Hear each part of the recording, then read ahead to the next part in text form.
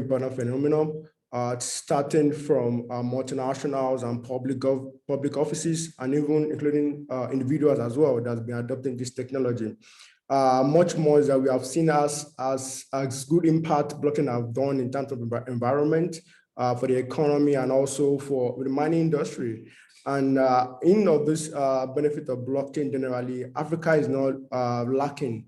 I mean, Africa has gone way back, has been doing several interesting things when it comes to blockchain technology.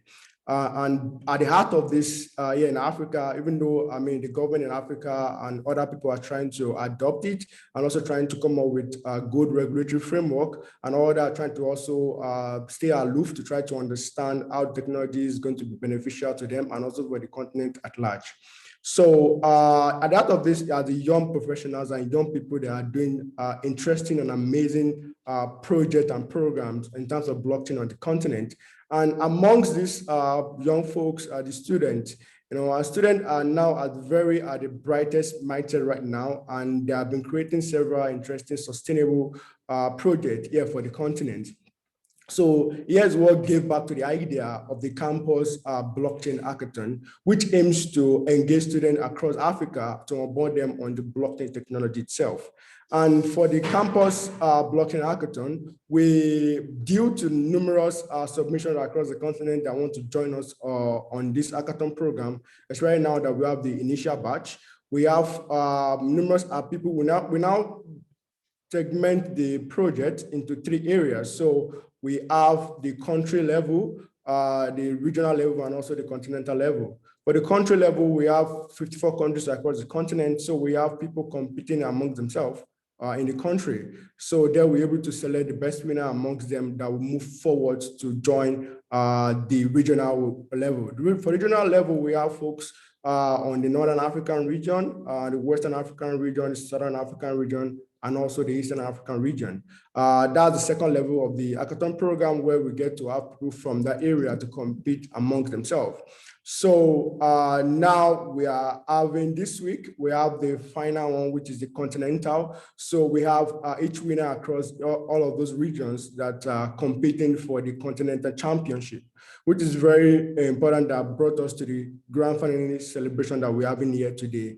Today, we are going to really get to know about interesting individuals that have been doing stuff since February as far as blockchain is concerned, and they want to really show us amazing work they have been doing so far since February.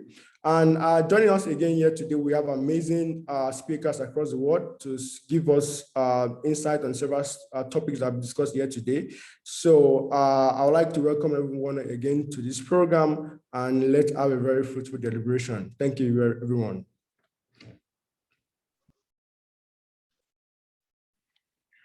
Thank you, Kayode. Should I take over? Is it a good time? It's my time, yes, Alex. John, go ahead. If you want to yeah. Okay. Thank you all for gracing our grand finale event, and it's an honor for me to invite you all. I recognize the presence of the Rwandan government officials, ABI team, Freeton Network members, moderators, and guests. Welcome, everyone. Let me start by stating that we wish to have held a physical event, but due to COVID-19 restrictions, that was not possible, hence this online event. Having said that, I will give a short brief on our journey to today's final. Personally, when I started the journey into blockchain space, I didn't know what to expect. And right there, I started as usual to search for the challenges. Having a job description of dealing in corporate challenges at my previous station, there was a quick realization of the need to educate and support the general public in opportunities within the blockchain space. The rest is history, as they say. Having that in mind, ABI and Freeton Network mooted the idea of a hackathon to integrate our university youth into real work environment. Freeton Network gladly supported the idea and agreed to sponsor this event. The success of each stage of this journey has been very impressive, and as such, Freeton Network has been with us each step along the way. ABI, on the other hand, has offered exemplary leadership in the course of the hackathon. Special thanks to Mr. Coyote and his team. The Freeton team has also contributed immensely, and as such should be commended too. So today marks the final stretch of our first Freeton-sponsored ABI campus hackathon that began in the last quarter of 2020. In the course of the last 6 months, the progress has been tremendous, and today we crown the winners of this hackathon. Subsequently, those that did not make it to the final, kindly note that we have another hackathon coming up immediately after this one. In addition, we have Freeton Academy that is ready to offer guidance in an online class-like setup for future candidates and the general public as well. I'm also proud to say that this exercise has brought out the best in terms of organization, talent, integration of our continent's best brains into the blockchain space.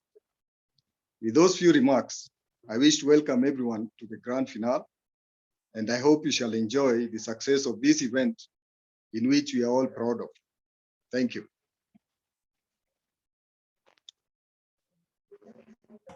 Thank you so much for. Yes. Yes, thank you so much. We'll have Coyote introduce the keynote speech.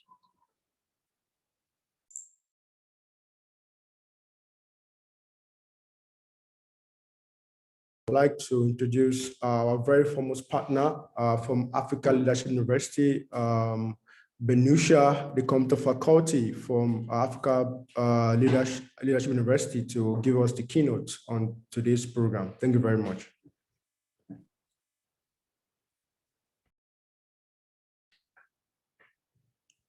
Benusha, over to you. Okay. Thank you, Coyote. Good morning, everyone. So can I share my screen, please? Yes, please. But it's disabled.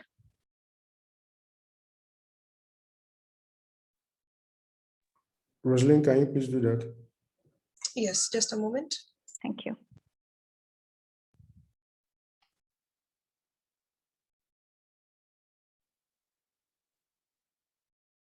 Just enabled it. Thank you. So I'll share my screen and get started with my intro.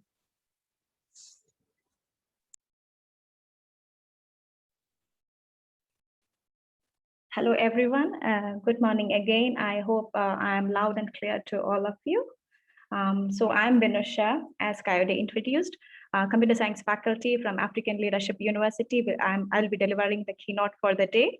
Being an expert in systems programming or operating systems, I'm a tech enthusiast as well, just watching the space of blockchain technology. And here I am, delivering the keynote. So today I'll be talking about how we can, just march towards the digital transformation through blockchain technology. Though it is slow and steady, it may take years to come, but what can we do about it? That will be the focus of the keynote.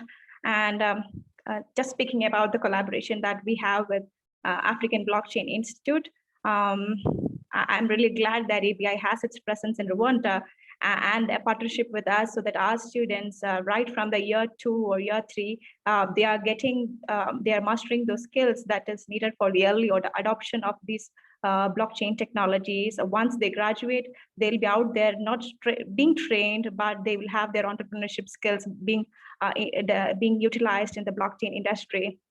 Okay, having said that, let me just move to the agenda that I have for my keynote speech for 20 minutes. So I will briefly go through these points, because as I said, I know I'm a tech enthusiast and I am watching the space as I do my research in the background and what is my overview on the blockchain industry and its relevance in Rwanda and in the continent and across the world, and what we should be doing. So first one will be the power of blockchain. You being the blockchain experts, I need not go through what blockchain is all about. But this is the overview of why this is so powerful, why this is being hyped. It is because of the decentralization, the distributed ledger technology, the cryptographic security, the hashing that is being used, the immutable transactions. That is my favorite part, because currently, even though it is digitized and it is centralized, and there is by very good means that everybody can come and alter your records. That is not possible with having various domains and having transactions there, and the attraction of the mutual consensus agreement. So all the parties participating in this blockchain transactions have to agree on adding or removing information from the blockchain. So this is what makes it powerful and what makes it different from the current centralized, digitized domains. Moving to the second attraction, right? When a novice, when a normal person who is not serious, who's not techie, is asked about, do you know what is a blockchain?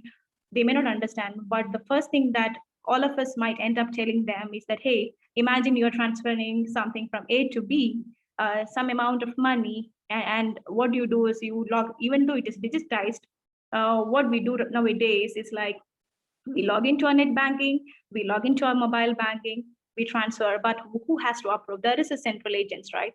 And there has been talk about the role of central banks in this, and this is from the finance industry, right? But in blockchain, what attracts most is that we don't have that trusted third party in the middleman there. That is completely canceled out, and you can have a peer-to-peer transaction being recorded in the blockchain ledgers. But again, maybe 4 years or 5 years back, if I was asked about blockchain, I would have confused blockchain with Bitcoin because that was the popularity. But this blockchain technology is beyond cryptocurrencies, is what all techies have to understand, though they are not from the blockchain industry or want to enter the industry. So these are some of the domains that I wanted to highlight, where digital transformation can take place and which are beyond cryptocurrencies, beyond finance, or beyond digital coins or crypto coins. The first one, I being from the education sector, I have put education at the first.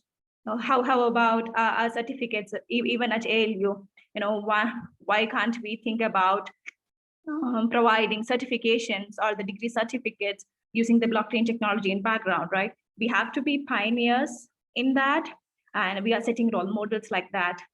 And as well, I being a master's in some education, I'm internationally, working internationally. I being from India, I'm coming to Rwanda. There are certain limitations in verifying what is the educational background that I'm coming from. And the degree that I get from an Indian university may not be the same from an African university. So there is a difficulty in verifying the authenticity of the international degree certificates. So why not have it based on blockchain? And that will help us, verifying the authenticity of those educational degree certificates. That is something to think about. I have not yet, but partnering with ABI, you can, in future think about this. Coming to the next category, the hot topic nowadays, like the vaccine supply chain. So we know various countries are manufacturing vaccines, but it becomes difficult to verify the vaccines and the source of it. And if I'm getting a vaccine, if I'm getting Pfizer or Moderna, I want to know, I want to verify the source of that vaccine, because there has been reports that the vaccines in production may not be genuine, or not sure, people are not sure, right? There are trust issues with the current supply chain, and blockchain can help solve that. The another one is the health record management system.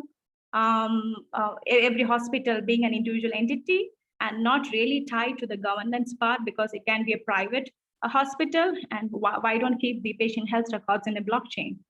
That will help you to actually historically analyze the data, and not having a centralized database for that, as that is right now. Next is the travel and transportation. I read an interesting article about, we all do international travels, and what we have to do is having to check in at every airline counter, have your identity checked, have your bags checked at every gate that you go in. So why not avoid it? Or you have connection flights. Anytime you want to go to the next airport, you need to go through these check-ins every time. So why not streamline it using blockchain? Right? Something to think about. I'm sure the enthusiasts out there, the students out there have already thought about, the hackathon topics, and maybe it may be related to all these. And next one is the asset management, the real estate being the popular, the land disputes. Sometimes people or the government authorities may not be able to verify the historical transactions done on a particular property and to evaluate that land dispute and settle it. So blockchain is again another solution for that. And coming towards the end is e-governance. At times, all these sectors can be tied to e-governance when it is directly related to government institutions. And in my opinion, with all the policymakers and government, the policymakers watching the space should actually have some proof of concept coming in from all these industries to confidently take it up and apply it in the e-governance, because it largely applies to a wider audience than all these individual sectors.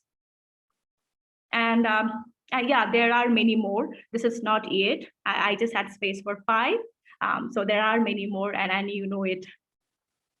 Yeah, and coming back to the successful case stories, I'll start from Rwanda, the mining industry.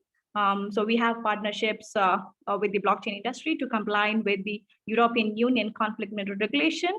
The other one is the supply chain systems. And this one, I took the examples from UAE or the US, where for a customer to actually check, if you're buying a grocery or something, just to check what is the source, from where it came.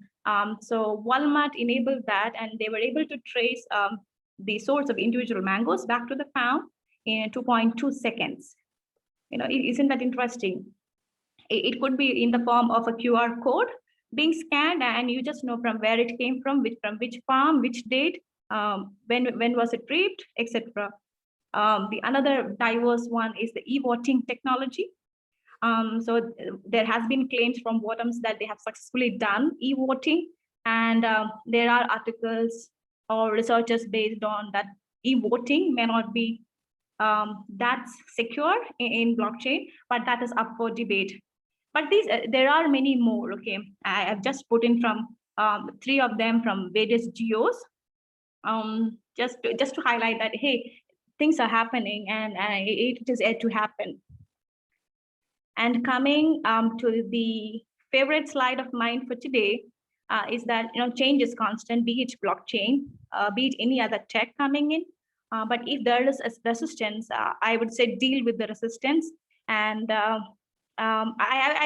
this is my overview of how to deal with resistance. It's about, blockchain is a very good technology.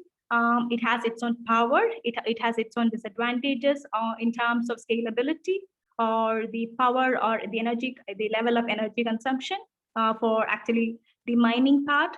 But what we should be doing is find relevant problems that blockchain can help solve, as in the domains that I was explaining.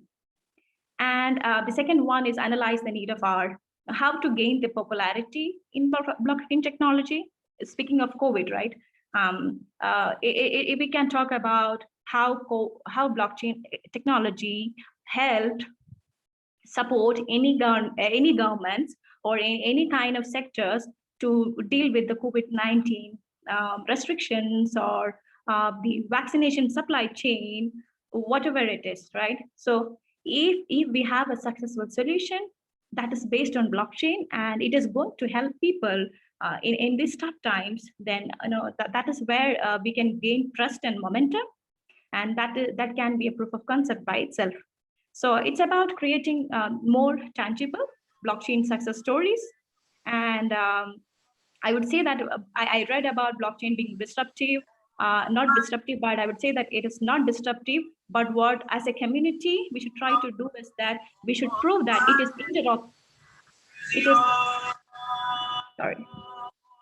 interoperable. Sorry, I'm getting a sound. Can you hear me? Sorry. Yes, we can hear you. Please proceed. Okay, thank you. So I was saying that in my opinion, blockchain is not disruptive. But the only thing is that we have to prove to the world, to the governments, that it can be interoperable with the current digitized models. So just create small scale role models for the policymakers, just to vision the power of blockchain. And this was my favorite slide of the day. I hope you enjoyed, you being the blockchain experts, and I being a tech enthusiast. I was just trying to create that connection. And thank you so much for listening to me, and all the best, Coyote and team and Freetons. I hope and I wish to see the finale competition topics, and very exciting and waiting forward. Thank you. Thank you so much, Binish. That's been an excellent presentation, I must say. And really, I believe and agree with you that blockchain in terms of application really is where, as you would say, the rubber meets the road. And if we can't break this technology down to the simplest definition in terms of its application to our communities, then it's going to remain something that's just out there, or something that people can't really connect with. But through a platform like this with the hackathon, and really appreciative, this is just speaking in heavy appreciation for the ALU, for Freeton Network, every sponsor, every participant that's been part of this. We are collectively sharing a message that the future of blockchain is here. We are doing something about it. We are building, we are connecting, and we are bringing this reality to our communities. So once again, thank you so much for that. Now, right next up, we are going to have the panel discussion, and just keeping in appreciation by the introduction from the Executive Director, Coyote, and also from John. Thank you so much. I hereby now just welcome our attention to the panel discussion. And this will be specifically on the projection of blockchain development in Africa. They will cover key issues, challenges, and themes that they feel are relevant for this time. And therefore, I will happily ask our panelists, Sonia John, Desiree, Eman, and Alexandra Filatov to unmute as they unmute their mics and turn on their videos as they just come to the stage. Are you all ready and present? Yes. All right, thank you. Thank you so much. I can see you, I can see you. Thank you very much. Thank you very much. All right, so. Well, first of all, congratulations Yes. congratulations to the Africa Blockchain Institute for this amazing journey with the hackathon. It's been great, and really looking forward to the final and the awards later on today. What we wanted to do on this panel is to build on the previous keynote presentation and go a little bit deeper, and also into the specific applications for Africa, into where blockchain is today, and importantly where it's going. And let me very quickly introduce our amazing panelists today.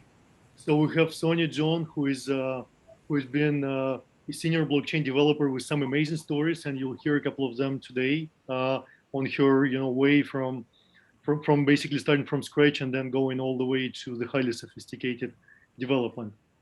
We have Eman Herawy. She heads up the blockchain community in Egypt, and she's a DEF CON 5 scholar alumni of the Ethereum Foundation. So pleasure to have you. And we have Desiree Nzengou, who is an engineer and innovation technology specialist, and a very respectable advisory board member at the Africa Blockchain Institute. So welcome, guys, and without losing a lot of time, let's take it from there. As we all know, and we just heard that blockchain is here already, and it's taking a lot of shape. There are a lot of developer tools coming up. That's something that we very much focus on at Freeton. And as we saw recently, blockchain manifested itself in a couple of big hype waves that are seen even outside of the space. One was around DeFi, decentralized finance, and the other one more recently was about NFT tokens that are kind of, changing landscape in quite a few industries as well, and are attracting a lot of attention to the industry as well. So let's maybe kind of focus a little bit on that, on what's happening today. Maybe we can start, Sonia, from your inspiring story, which is one of my favorite ones. Thank you, Alexander. It is an absolute honor to be here. Thank you so much, Africa Blockchain Institute, for inviting me. I think it was actually a very great presentation by Vinusha. I think she covered a lot of the things about, blockchain, what makes it unique, what makes it a very appealing technology. But I think I would like to cover the one part that she kind of skipped over, which is how a lot of people will get into blockchain, which is through digital currency, especially since that is how I got into blockchain and Web3 as well. Because in multiple countries, I think all over the world, in Africa as well, we're seeing an increase in government policies that are leading to different kinds of economic crises all over the place. We're seeing a record number of currency devaluation happening, hyperinflation, maybe even the most common of all, which is theft by inflation, which is the most preferred form of taxation for most governments. And this is exactly what happened, in my country, South Sudan, and kind of bearing that brunt of what hyperinflation and how the failure of some government policy, especially centralized government policies, can lead to the destruction of an entire country. It's interesting to note that without a certain pushback on this corruption and unchecked borrowing and indiscriminate taxation, that a lot of people will then look for digital currencies like blockchain and Ethereum and maybe others as the alternative store of value, for a lot of people in the next few years. But I think besides seeing an increase in that adoption of this technology, there's a lot of other use cases, like you rightly mentioned, DeFi, NFTs. But I think there's also another area that I am very interested to see how it will kind of grow over time, which is the opportunity for people for providing digital identities for millions of people who have been locked out of several economic activities for not having national identification, because we're seeing companies like, for example, FlexFlix ID, which is generating digital identities for close to 5 million people. And what this is doing is kind of giving them access to markets that they did not have originally. So it's something that's also happening in my country, because a lot of people do not have access to national identity, so they cannot get Visa cards, so they cannot participate in certain market economies.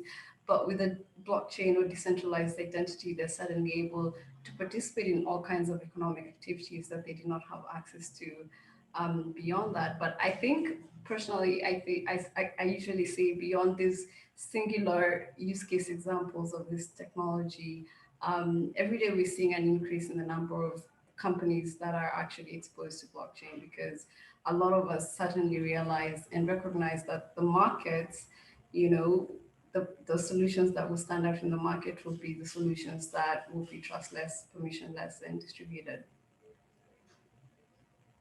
Thank you, Sonia.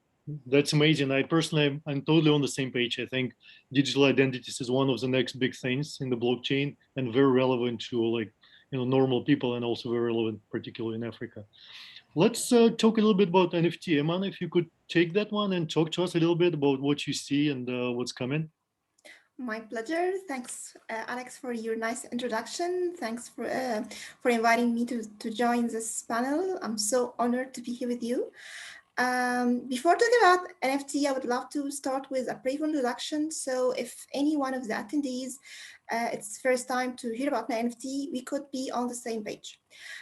Basically, NFT is a unique digital representation of an asset on the blockchain network.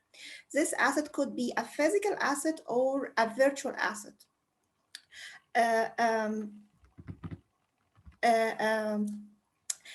To help to simplify the difference between NFT, which stand for non-fungible token, and fungible token, I would love to start with a basic example. If I came to you, Alex, and asked you to borrow me $10 and for just for one day. And the next day I came to you and returned back this money for you. The only thing you are caring about is the amount of money. You don't care about if I return back the exact money or a different paper money, a different count. At the end, you are caring about the amount of money returned to you. But if I came to you and asked you to borrow me your cat or your car, I cannot return another cat or another car. It's unique. So I have to return back the exact car or the exact cat. In this case, the cat or a car represent a non-fungible token, but it, as I have mentioned, it's digitally on the blockchain. In my opinion, NFT is the future of ownership, and it could be used in not only for digital works or collectibles. It could be used in different fields, including copyrights, certificates, tickets, for influencers, and so. Currently, we see that NFT is a very hot topic. Everyone is talking about NFT. Every minute you hear about NFT, and maybe this because especially after Jack Dorsey has sold his NFT, his first tweet in Twitter for $2.9 million. And Mike Winkleman has sold his artwork for $69.3 million. And in my opinion, I can classify people who are passionate or and enthusiasts about NFTs in two categories. The first category is crypto traders or crypto investors who see that this trading NFT has lots of profits. And the second category is people who see that NFT could solve their problem. It could be used to build a very innovative solutions, especially after COVID-19, not only for tech people, but also for non-tech users like artists, like content creators, like influencers, and so. And now lots of VCs actually are investing in NFTs, especially marketplace. OpenSea, for example, one of the most famous marketplace for NFTs. Last month has raised about $23 million. And in my opinion, the hype of NFT for artwork now and collectibles, but sooner we will see lots of interest in NFTs that manage copyrights and which is focused on influencer and so on. And yeah, I hope I could cover everything. Fully agree with you, man. Thank you for an excellent kind of quick and very focused pitch on NFT. Desiree, would you like to do the same on DeFi? Just talk to us, where we are and where you think the space is hidden. Yes, I can do my best. About DeFi, actually, to be honest, initially, I've been actually looking at things related to DeFi for a while, but I just didn't know that it was called DeFi. It seems like it's a term that has been coined recently. And then some people also thought that while there is DeFi, then there should be CeFi. What I've realized is that basically DeFi for many people is financial technologies put on the blockchain. But the beauty is that from the time Ethereum, dApps, and MakerDAO, and many other key actors in DeFi have started operating, this term was not known as it is nowadays. So I'm going to try at least to break it down to the most basics. We have fintech, which is technology applied to financial solution, which is a sector and industry. Whether you are a startup or company and you're building something that has that is putting together technology for financial purpose, you're working on the fintech sector. And within this, most of the systems are currently centralized because, well, they are built on the current technologies that we're using and love. But the drawback is that they are centralized, as I mentioned earlier, which means that they are permission system. You need to have the authorization of a middleman or a central authority for proceeding to transaction. A practical case is, for example, if I want to transfer some money from a country in Europe to a country to Rwanda, for example, or Central African Republic, it will take not only weeks, not only days to get there, it will cost up to 30% of the amount that I'll be sending to the country. So you have to think about that. I mean, you want to send 100 euros or $100 to your family elsewhere, and you have to plan for about $130 minimum as part of the cost that you'll be paying for it. And there is no reason whatsoever to justify that, because Ethereum nowadays allows for transaction to happen as, I mean, I wouldn't say at the speed of light, but pretty fast. But because the centralized systems, which have been coined sci-fi, are still operating on old, outdated backend system, despite having a beautiful and sleek UI, we believe that what stands in front of our eyes when we're using Robinhood or our bank application is as powerful as what stands in the backend. But the reality is that backend or centralized systems are still coded very often with old programming languages like COBOL or maybe Pascal. My father was an engineer, and when he was a student in the 60s, he learned COBOL. This is still the same language that builds this backend system. So now we're coming to DeFi, which is putting the decentralization and advantages of distributed computing system into these financial technologies. It's digital native from the beginning. It allows to have a permissionless system, trustless. And I want to be clear about the term trustless. Trustless doesn't mean that you cannot trust the system. It means that you don't need to trust a middleman or a central authority to proceed to the validation of a transaction that you're running on the system, which skips the need to have all of these fees that we're paying along the way at every checkpoint for no reason whatsoever. It enables faster speed of transaction. You don't need to wait weeks to have that money transferred to your family. It enables for you to deal directly with the counterpart that you're doing the transaction with. And that's just one application of DeFi.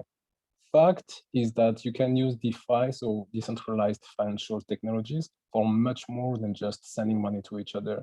Everything that involves payment system, transaction, whether it's a marketplace, whether it's a parking system, this involves a transaction, the transfer of money, coins, whatever you want to call it, to each other counterparts. And if it involves a component of trust that if it involves a component of trust and that you would like to not have to deal with someone else's authorization to validate a transaction, then DeFi is, I think, a go-to. We'll talk a little bit later about the opportunities that DeFi brings to our economies and what I think could be very relevant to the African context. But in my opinion, DeFi is just the start. We like too much the labels, I think. Let's put it aside and let's just focus on at least what it does and where is the value that it brings to the customer. And then we'll be discussing on the practical cases that we can be using for this DeFi. Great, thank you very much, Desiree. That's very inspiring as well. And let's just take a few minutes to talk about the developer tools that are kind of shaping up in the space and coming up. There is new stuff coming up every day. And I think developer tools in blockchain are catching up. We're still a little bit far away from, let's call it IT at large, but there is a lot of progress in the space. And the reason it's important is because it all starts from developers. The more developers there are, the more applications there are, the more infrastructure there is, and it can be like a snowball. Why don't you spend a few minutes to talk about what's available, what's your practical experience, and maybe some advices that you can give to the audience around that. Sonia, do you want to start? Sure. And I actually this question and maybe the implication of the conversation that we will have as a result of it, because like you've rightly mentioned, the space is still developing. The competencies for success, especially with regards to the tools, are not yet set in stone. So the kind of changes that we're seeing, especially for frameworks and libraries, and even the kinds of identity integration solutions that are available for developers, are increasing by the day. But personally, I found that some of the ones that we've had from the beginning that have had a chance to kind of optimize over time are always the best place for anyone who wants to get started with blockchain development. Best place to start as any. For example, if you're looking for good wallet integrations, I would recommend using maybe Mist or MetaMask or maybe even my Ether wallet. Obviously not an advertisement, it's just that I have found, it's easier to kind of work around maybe identifying people on your blockchain using wallets that they have keys to, as opposed to being a custodian. But that's also a decision that developers have to make when they're making, when they're defining the architecture or the infrastructure of their solution. But there's different types of frameworks and libraries that are also available. For example, Truffle and Embark, which are Ethereum frameworks. And also because I'm the current steward for IPFS Africa, I always like to invite people to come and join us. So if you're looking for best places to start using IPFS or Filecoin, you can always start with Textile, which provides a good Lotus node that comes with IPFS and Filecoin to kind of help you store your data for the applications that you're building. Or you can even use IPFS Desktop, which requires very minimal technical expertise to use. And if that is a step too far, you can also choose to use IPFS on browsers like Brave and Opera Mini. But beyond that, I think there's also the option of blockchain as a service solutions like Microsoft Azure. It's a good place to start for someone who doesn't yet know all the different languages to write smart contracts in, or is just used to working in this kind of environment. You can just always check out the different packages that are available on Microsoft. But I think beyond that, it also depends on the kind of development you want to do. So if you want to be, say, a protocol developer, if you want to be a DApp developer, there are different things that you need to kind of familiarize yourself with before you kind of dip your toes into that. So for example, if you want to focus on protocol development, you might have to familiarize yourself with the Ethereum virtual machine, for example, or maybe even WebAssembly basics, or even understanding how state machines work and how the UTXO account models work. Which is also something that you might have to consider as a dev developer. But in this instance, you might be more persuaded to look at solutions that are promoting a lot of cross-chain collaboration, for example. Composability is a big thing in our space. We want to make solutions that can work across different networks. So languages like Reach, which are being developed to kind of help developers to build applications for any blockchain. I think those are awesome tools to kind of look out for. Thank you very much, Sonia. Desiree, Eman, you want to jump in for a couple of minutes on your experience, and then we move over to the most exciting point, the future in Africa. Yeah, I would love to mention that if you are interested in joining this field, you don't have to be a developer. As a UX, a developer who write codes. If you need to build on top of what you already know. If you are a web developer, you can start to be a DApp developer. If you already know the low level languages like C++ or Python or so, you can be a DApp developer like Sonia has mentioned. If you came from UX and you love to design, you can design, and there is a need for UX designer in blockchain because one of the most challenging point in blockchain now is providing a better user experience to reach the mainstream adoption. Also, if you don't want to be a developer, there are lots of opportunity to join the space from as an entrepreneur or as in media or the legal part. Lawyers has a big role in this domain. So it's not only, yes, this panel is talking about the development, but if you are not a developer, you don't have to take you don't have to shift your career to be a developer in order to join this new evolution. As I would love to say, it's not revolution, it's evolution of the internet. Thank you so much. And maybe just to complement what Eman just said, and first of all, actually, I would like to thank very much the panel for being so tech savvy and also diverse. You realize that there is up to now until, I mean, thanks for Throne to be part of this adventure, but we are lacking representation and diversity in the ecosystem. So the more, the merrier. And that's why every African person or beyond who are listening to this discussion and feels that blockchain, beside being or already being the next big thing, could be technology, a system that can radically change the way we're operating, upgrade our outdated system, remove the need for middlemen, and accelerate some of the processes. You can work on both the tech part, the business part, the strategy part. You don't need to be a programmer to get into it. You can learn along the way the basics. You can build upon what you already know. Python, JavaScript, C++, all of these languages are already applied in the traditional computer science realm. So you can just learn the frameworks, work with partners, build, test, and on top of that, being an advocate for the use of blockchain in every sectors where you see value beyond the pure cryptocurrency benefit, because at the end of the day, cryptocurrency, like fiat, it's about money, but within money should be a value. What is the value that you want your user and customer to benefit from?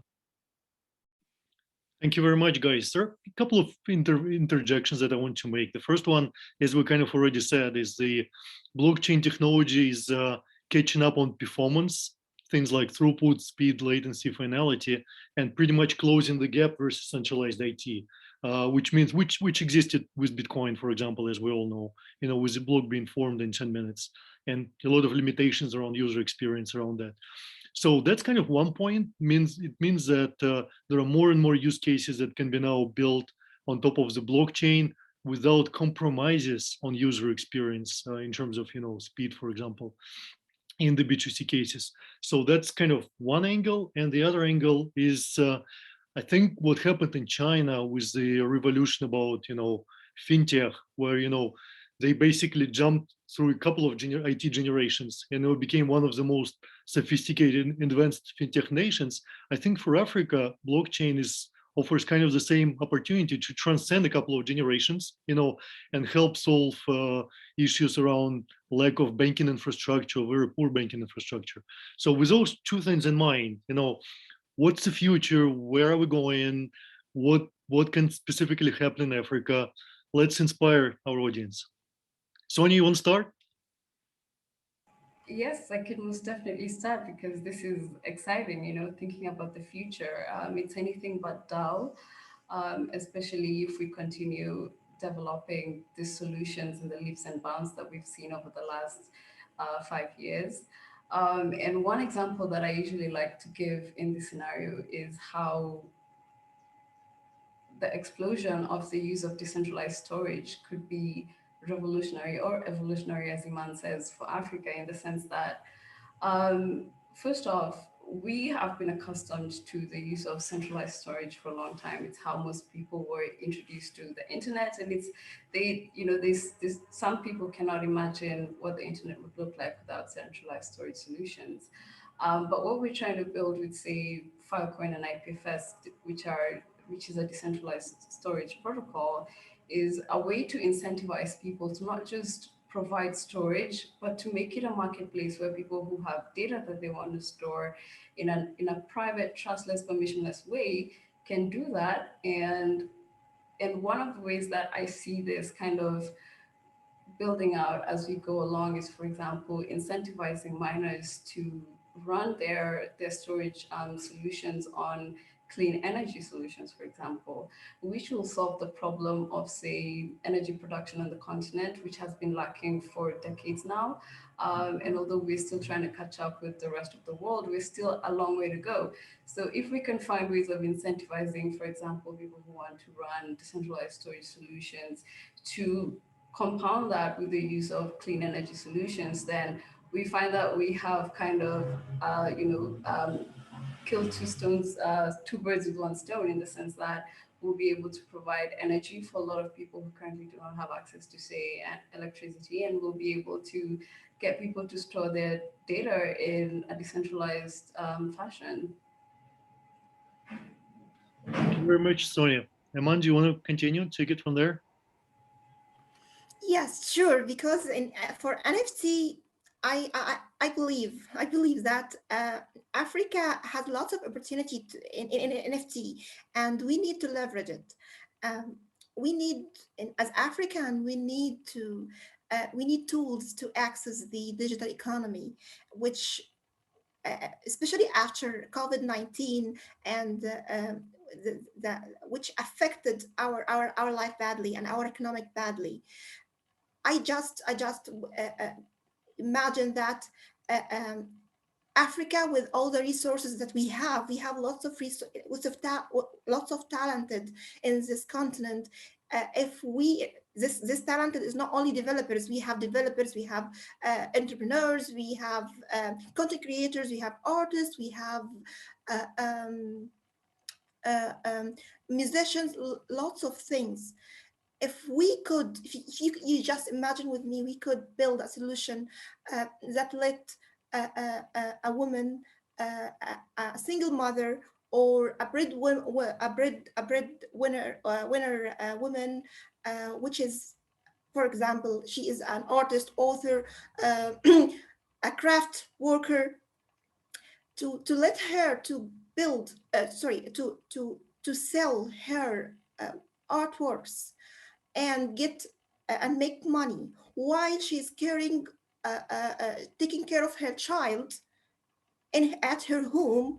And not only that, we could throw NFT, we could throw if we provide a reality program, for example, we could let this woman to make money, sustainable revenue for her, with every artwork sold from the new owner to the next owner, and so on. And this will help us create lots of innovative solutions. And we, as an African, aware of our strongest parts, we know that, we know also as well, we know our problem more than anyone else. And I want to just mention one important thing. I'm not saying that blockchain, I'm not coming here to sell blockchain for you. Blockchain is good, I know, but you have to consider that there are lots of challenges you have to take care of as one who is developing a blockchain solution. You have to care of the regulation. Don't operate on a country which ban crypto, or target user where the country ban crypto. Also provide a solution with a better UX as much as you can, because at the end, the user, you want to provide a solution for you to use it. The user need to love the service you are providing, not to hate it. And also at the end, please solve a real problem. Thank you. Thank you very much, Eman. And Desiree, I know you're passionate about kind of some game-changing solutions in traceability and logistics, and maybe some other areas. Can you talk to us about what you think is can be big? Yes, absolutely. I think, to be quite straightforward, there are 2 or 3 areas that I know are currently ongoing in many African countries, specifically logistics, for example, in the context of the AfCFTA, African Free Trade Agreement, which is aiming to become a big thing pretty soon. There are, for example, application of blockchain that have potential in land registry. We know that showing ownership of land is quite challenging in many countries, not only African countries, but even in Italy, Spain, Portugal, even in developed European countries. These are challenges that people are facing on a regular basis. There is also healthcare that could benefit from such solution because, as Sonia mentioned, the identity challenge is facing many people, and the fact to have a technology that could provide them with that one single source of identity is, I think, an opportunity that we don't want to miss. Currently, I would say it boldly, the technological development of my continent is usually subcontracted, or we are waiting for the level of expertise to be high enough for this solution to be implemented. But if we, in parallel of waiting for technology to be mature, we don't develop the capacity at scale from the start, we'll still be waiting for it in 10 to 20 years. So my suggestion will be that we already start building the capacity from the ground up. From now, we put it into practice. We do some test bed with partners. We don't expect the change to come from the top, but we try to implement it from the bottom as much as we can. And I believe that in the near future, we will go from being consumer to being producer, because at the moment we are very consumer, but we are not producer enough, I think. Thank you very much, Nizere. With that, I would like to thank you, our panel participants. I think there were quite a lot of exciting and amazing insights coming from the panel, and there is more to come yet. And again, my congratulations to the Africa Blockchain Institute. You guys are doing an amazing job. And for the African Freetown community, John Canary and his team contributing. Thank you very much. And over to our great hosts. All right, thank you so much for the insight, such powerful discussions going on, and thank you so much to each one of our panelists. Before we officially close the panel, I'd just like to ask the audience if you have any questions, just to please share them on the chat section, and also to keep the discussion going, especially on our social media pages. Before we introduce the next segment, I'll just ask the moderator, do you have a minute just for closing statements or any outstanding thoughts? Yeah, let's do that. I'm trying to be very punctual. What triggered with me is that when a couple of times on this panel we mentioned that the space is not only for developers. I think that's a great point. Like we at Freetown community have about 120,000 people community that we see, and developers are a few part of that. There is tons of space for marketeers and, as mentioned, UI UX designers, for people who are good in social media. We're living in the world of digital. So welcome to the world of to the exciting world of distributed/decentralized technologies. That would be my 2 cents. Any mentions from Sonia or Desiree or Eman? I think my closeout would be very similar to yours, which is that, I mean, the industry is still very early stages, and at this point, we need everyone to help us define what we picture as the decentralized web. So whichever way you can contribute, if you can build tools, apps, services, you do that. If you can teach others, if you can read complex technical concepts and synthesize them into simple ideas, and kind of communicate this back to people through trainings and workshops, then we definitely need you. And if you can do any of that, then just be a user, That's, I think, most of what we need, because if we don't have people using the services that we're building, then the revolution will not happen. So you can use all the platforms that we're building, get everyone to use them. And I think that we will actually bring about the world that we want to see. For me, I share the same thoughts, insights, or notes you have mentioned, Sonia and Alex. And also, I would love to highlight a small one point, is that the blockchain community is a very supportive community. And if you are interested in the domain, just come and join this community and try to build the community, your local community. If you have already in your country a local community to join, where you can, in the blockchain enthusiasts can gather together and work together in a project, have a cool discussion together, can share their ideas.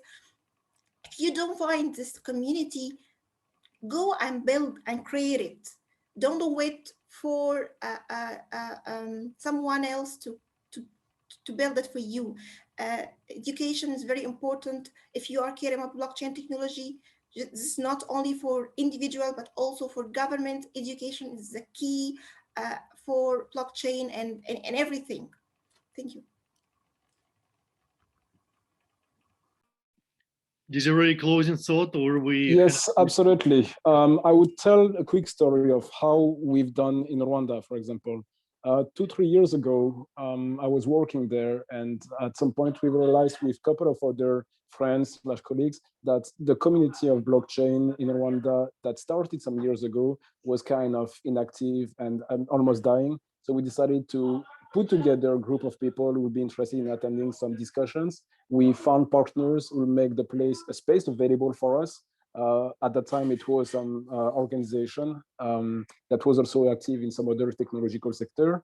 Then we run a social media campaign online, booked some, using Eventbrite and some other ticketing systems. So basically, long story short, we bootstrapped it, organized our first blockchain meetups after many years that were that this kind of event hasn't been happening. We've invited some technologists, some businesses, banks, and so on. And the first event attracted more than 100 people. Then we decided to do it on a bi-weekly basis. And up to today, the community is still existing. The meetups are not that active anymore due to, well, obvious pandemic. But the fact is that we revived that that focus, and it was pretty timely because in parallel, countries like Kenya or most actually East African countries are working on an emerging technology strategy that has a component of blockchain. Our objective is to start seeding the idea that such technology that is about to come and will have a big impact on the African continent can be also developed locally. We don't need to reinvent the wheel, but we need to have some local actors to see value in this, to put their technology, strategy, and brain matter into this project. And that is why don't wait for changes to come, make it happen if you can. It doesn't cost that much. You can reach out to local authorities, governments, public, private partners. You can train yourself, and we have on this panel people who are very talented, and I'm sure that they'll be willing to give their time to help you learning the basics. You have ABI, among others, but let's get things done, because it will be a pity that what has happened for the internet in the 80s happens also for blockchain, augmented reality, VR, AR, and so on for the African continent. Thank you very much. Interrupt. I have the same story, personal story to start in blockchain. So I do support your story, Desiree. Yes, in Egypt here, this is how I get started in blockchain domain. I think on this note, we can hand over to the hosts. Yes. Thank you very much. All right.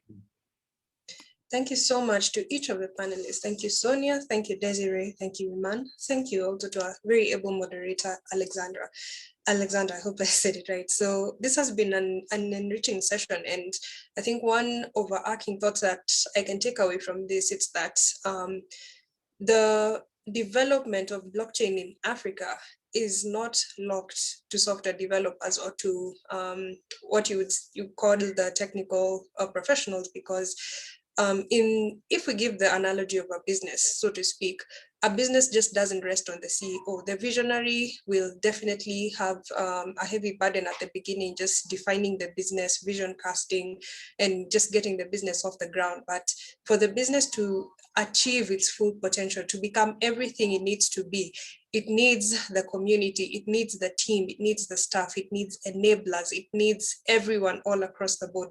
So I'd love to extend this to our audience in saying that blockchain technology is not just for developers, it's for you and I who will be the participants, the users, the supporters, the critiques, the suppliers, the service, I would say business to business operators, so it's not just for developers. You have your part to play. Now the question is, what will be your part to play in the blockchain ecosystem? So just to usher in the next session, I'd love to welcome Kaidi Bavarinde, the Executive Director, to take us through and introduce the next panel's session. Thank you, Kaidi. All right, thank you, everyone. I hope you all enjoyed the panel session that we just concluded. And right about now is when we are having the contestant to come and present to us the amazing blockchain project I've been working with since February. And to also just let us have the ground rule is that this contestant, they have 10 minutes to present their slides or their testnet and everything they'll be working with. And afterwards, there will be question and answer from the judges. To join us today in terms of the judges is Mr. John Kayari, the member of Subgovernance Freetown Africa.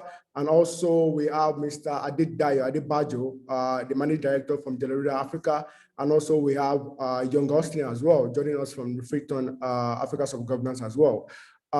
We have like 5 criteria that we're used to judging the contestant. First is the originality of this idea. We'd like to know how original the idea is, you know. And the second thing, we'd like to also look into the business value of what it is they are trying to project to us. And also we look at the innovation of the project. And also we want to also know how impactful in terms of humanity, how this contribute to humanity. And finally, also summary of the way they present to us today. Moving on, I've mentioned about the judges and also the criteria. So we have 3 contestants joining us today in person of Mr. Joseph Ifitim. We also have Mafo Anna, and also we have Oliver as well. So the order, the first person that will present here today is Joseph. And then we have Malfoy, then we have Oliver. So our timekeeper today will be our host, which is Rosine Wanjiru. She'll be helping us to check in time for 10 minutes. And after 10 minutes, the contestant will have to stop talking to the next person and there's question and answer. Thank you very much. So we hand over to Joseph to present his own presentation. Thank you very much.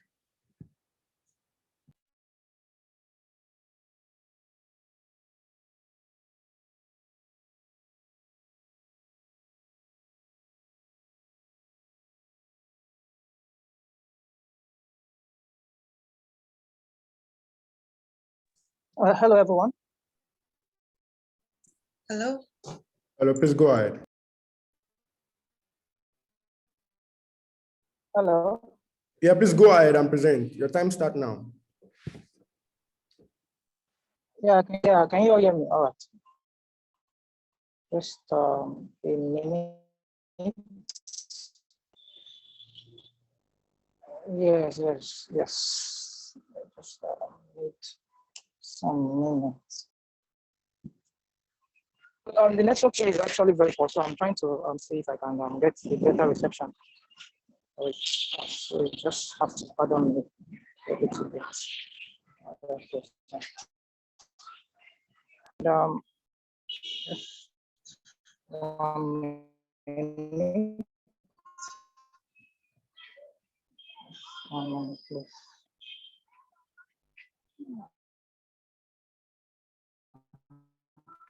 Okay. Now I'm going to share my screen.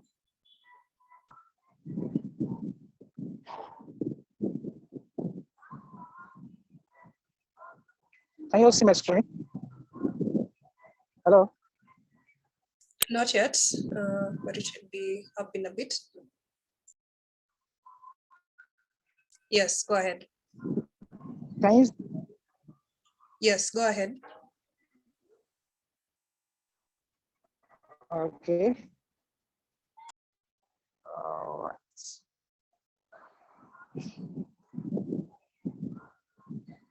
All right. I'm a participant from the campus blockchain hackathon, and I'm here to present my solution, which is by name iMock.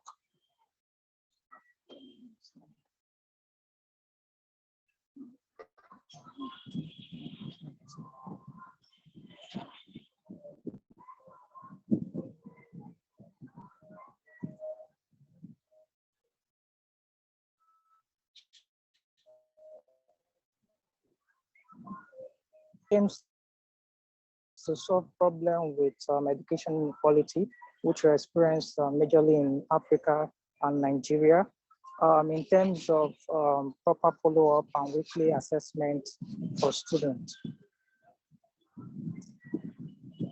So what we propose to solve is to design a web app that will help reduce or meet the criteria or meet the need from demand for quality assessment, with also curated assessment for learners and also students based on their curriculum. So we are proposing a solution to solve inequalities in terms of filling gaps in the educational assessment and motivation for students in terms of incentives and gamification through proper practice within the web applications. Now, how it works. Now, we have a simple website which we've designed and is hosted. Can you all hear me, please? Hello? Yes, go ahead. Yes, go ahead. All right. Sorry. All right, so we have a simple website which we've hosted on the front end, which is imok1 Vercel.app. Now, this is how it works. I'll just walk you through before I try the demo. Now, user get to access the application through this link. Then before user can set question, users or author has to has to have a Tone wallet. So there is a need for Tone wallet in the equation. Though what we are proposing is a partial decentralized solution. So any user, both student, author, or creator of questions or past questions, questions or assessment questions, will have to create their Tone wallet. Then number 3, users create a Tone wallet and generate their address. The request or buy Tone crystals. Then number 5, for a user to set a question into our database or into the platform, he or she has to pay a Tone fee, which the organization IMOC can use to sustain database maintenance and the rest. Now, our market analysis. Now, we are targeting students or people from the age 11 to 25, which holds a very large part of the world, according to statistics, which have about 5 million male within that age bracket. And in Lagos, we have about 1.1 million people within that age bracket that are secondary school students. Now, technical architecture. Now, we're using Chakra UI, we're using Firebase, and also we'll be using the Tone blockchain. As I've said earlier, if you look at the second, after the Web 2.0, the Web 3.0, you will see a partial decentralized solution. So that's where our solution will be. That's how it will work. First, interaction between the server and the client, then which then connects to the internet. Then from the HTTP request angle, now there will be it will be centralized. The solution will be centralized, whereby the interaction between the fetching of questions, submitting of questions will be done on a centralized network, which is the Firebase and is hosted. Then the wallet address, creating of wallet and payments between the platform, staffs and teachers and the platform, students and the platform will be done on the blockchain, which is under this server API. All right, next. All right, the use of blockchain. Yes, we intend to use, or we'll be using the Freetone blockchain, one for issue token, and also to manage payment, and also to invite participants, because we want participants, once they start using this platform, they should be able to network, tell one or two of their friends about the platform, how it works, how they can use their SS time or their free time to earn some token.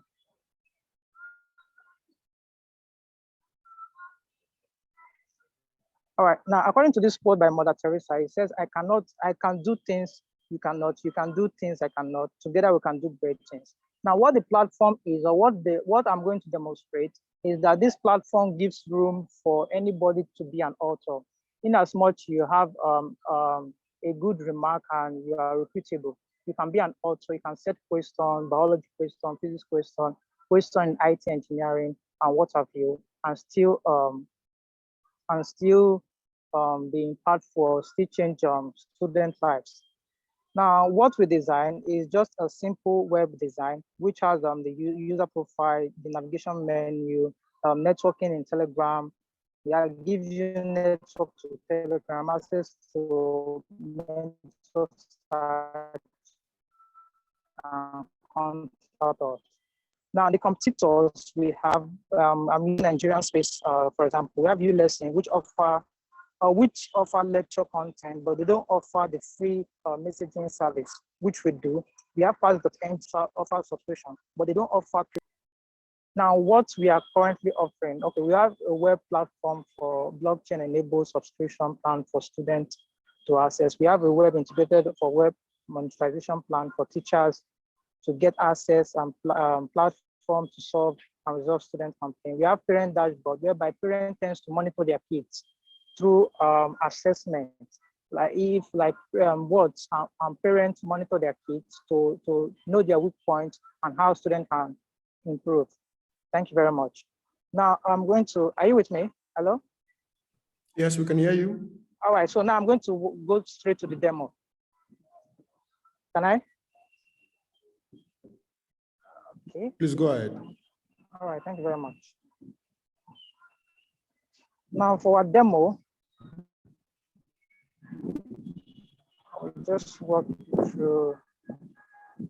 I'll log into the website, mock. I'm mock one. Okay.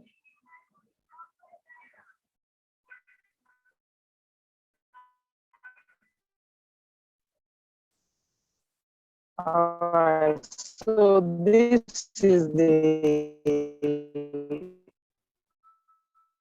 if you log in through the website,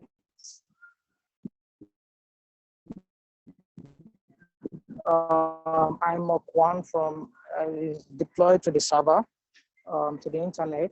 If you log into the website, so this is the front page, or this is the home page you get to see. So before you interact with this particular website, you need to create a tone wallet. And I just left a simple button on the front. Actually create also a second.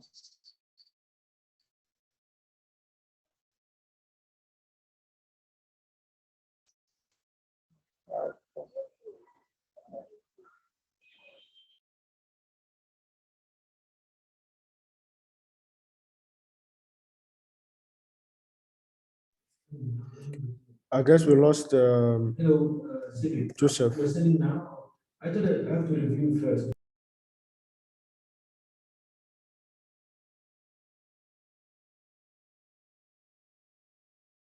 Joseph, are you back?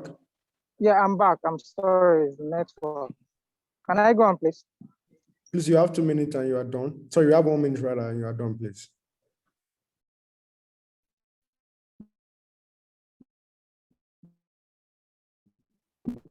Can I go on? Please, you have 1 minute and you are done. All right, I'll be fast.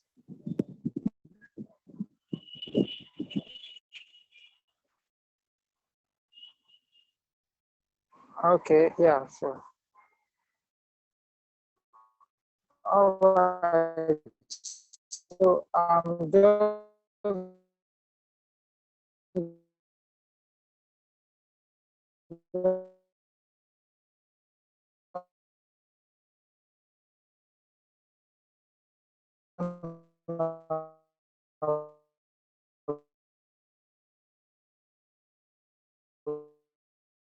refresh.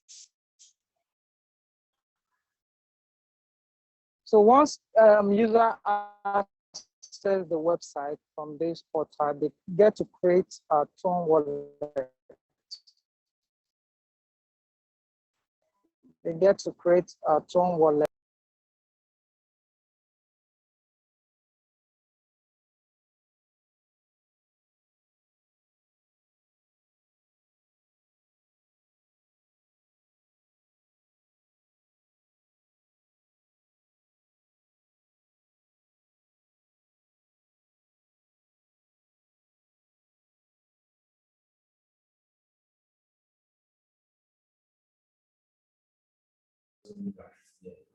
All right, time up. We move to the next person, which is Mafon Annan. Mafon, are you there? You are next to present, please.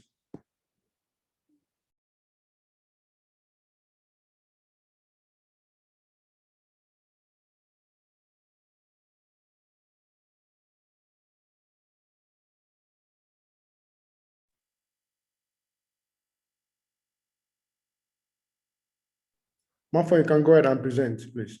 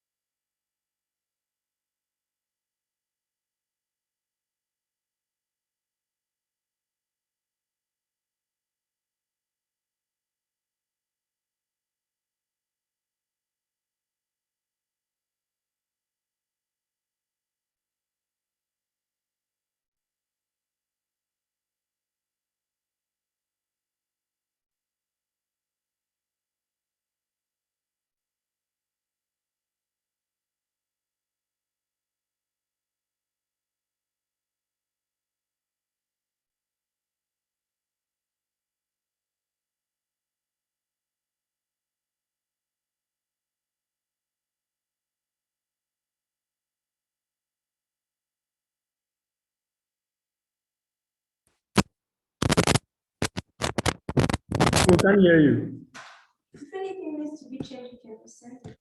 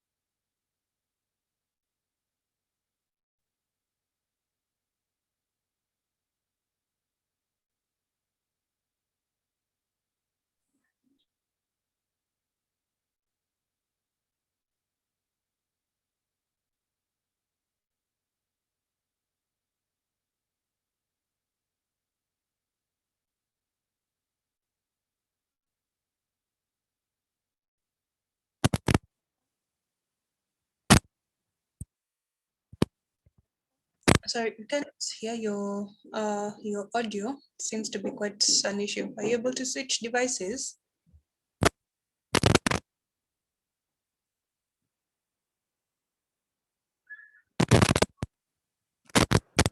I think in the meantime, we have Oliver to present why Maford gets to fix our internet. Oliver, please, you can go ahead and present, please. Okay, thank you. Let me go on with my presentation. Okay, I'll share my screen right now. And, yeah, okay. I guess you can all see my screen. I guess you can all see my screen. Yes, go ahead. Yeah, okay. Once again, my name is Oliver.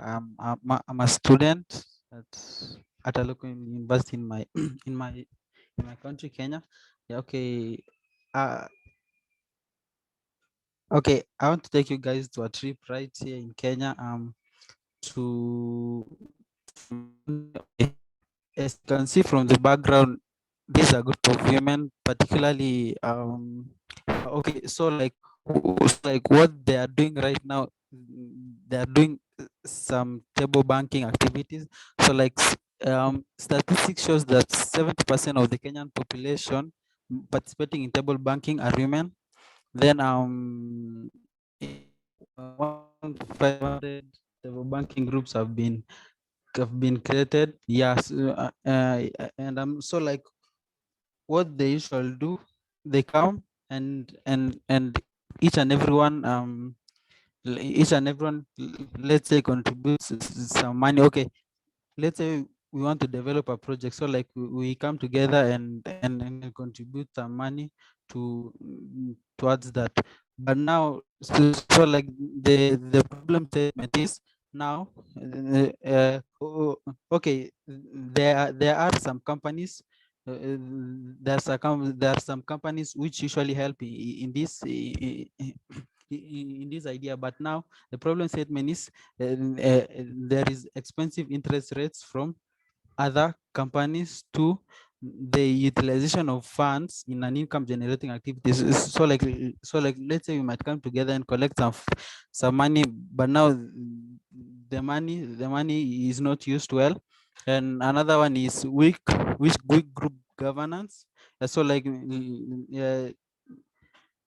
this is mainly due to bad leadership and fake transactions. And another one is during the pandemic period, people were dispersed to go find new jobs. So like almost 50% of the groups ended up failing due to minimal interactions. So like now I'm bringing the solution about SmartX. SmartX is a web application. So like SmartX is an online banking solution as opposed to table banking that provides impact to users in Kenya by enabling affordable, secured, and seamless financial transaction in a decentralized system. So like SmartX is a solution to the table banking problem, So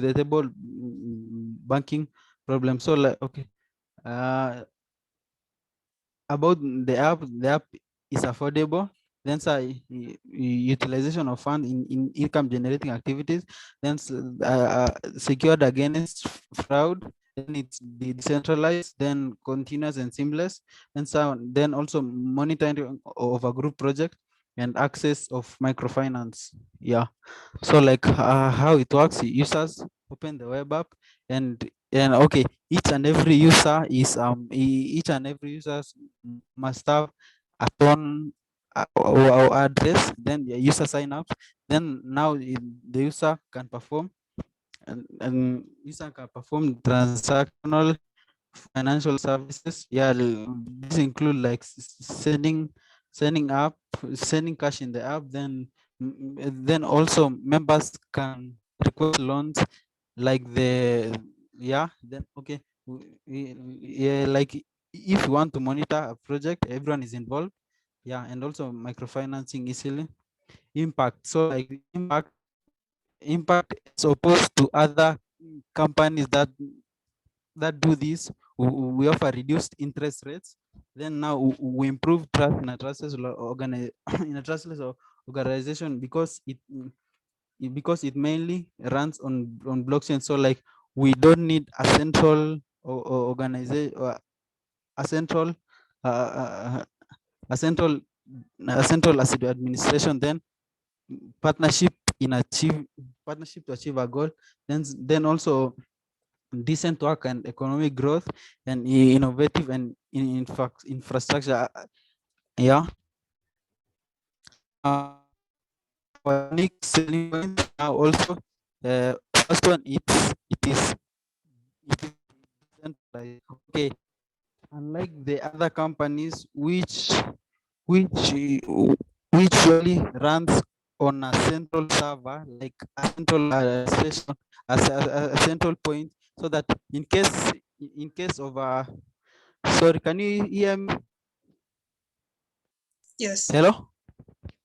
Yeah, so like let me continue. So like it's decentralized. So like instead of sorry for that. So our unique, first of all, it runs on blockchain.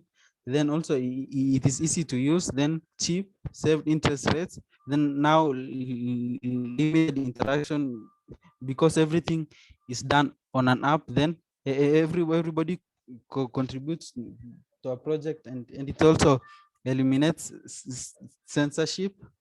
The customers now, our key customers is first the table banking groups. Yeah, so like age 18 to 60 years. Also our business investors okay, this okay, the business investors come to play if they want to fund the project, then if they want to fund our project, then also bank banks who are our key partners. Then unit economics. So like first, the expenditure of hosting the app is around $40. Then also now our cost price, like first, how we earn our cash is first selling our app, uh, also then also sending messages, like now interacting with the blockchain, and also selling ads in the app. Then okay, if you get some like 1,000 clicks, is in 1,000 messages sent, like uh, uh, the price will be about $50. Okay, in about 2 or 3 weeks. Then uh, in 1,500 messages sent, yeah, it will be like that. Then okay, our key partners, I'd say, the banks. Okay, the banks will help in like advocating our apps. Then also women groups, yeah, and business investors. Okay, then the customer relations. So like how user interacts with the app. Like we will introduce okay, something like a 30-day free trial. So like now this will help in okay, it will help in convincing our customers that the app is good. So like if they are now satisfied about it, yeah, then a notification mode where where customers are notified upon a new transaction is created. Thank you. I'm now open to questions. All right, thank you for the presentation. I'll request the participants to post the questions on the chat section. I'll invite the next presenter just to take over. I hope she's ready, the mic and presentation.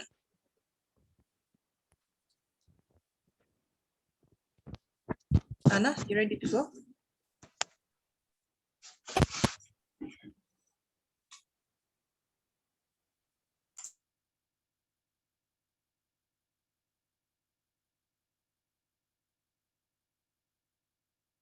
All right, you can hear you. Are you able to speak just to test?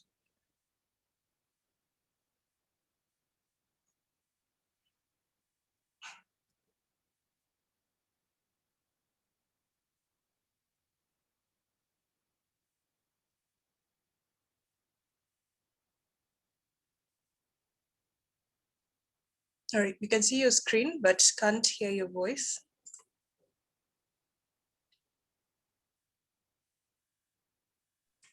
I guess the network is having issue. I've asked All right, so, all right. her to log on and log out and log in again. Mafo, can Alright. you hear us?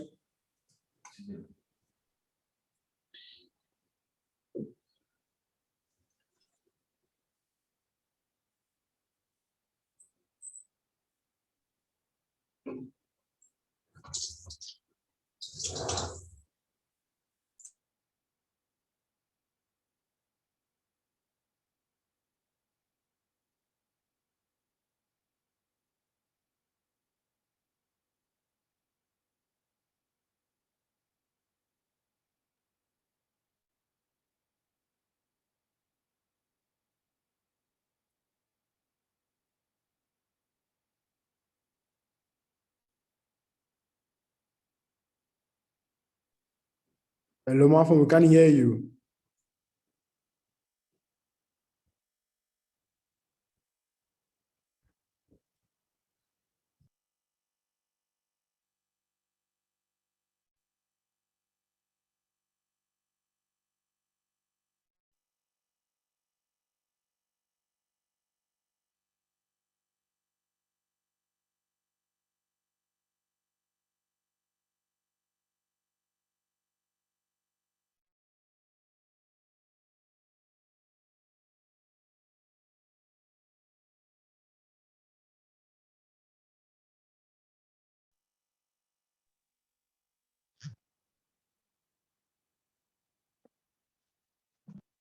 Coyote, maybe you can ask Anna to send her project into the Discord. We have a look at the Discord and we continue with the program. Thank you.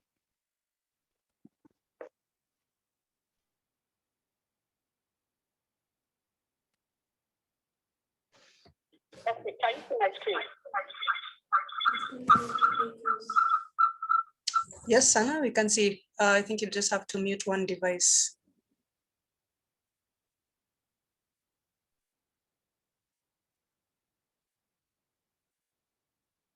All right, are you able to speak in? So try again. Can I proceed?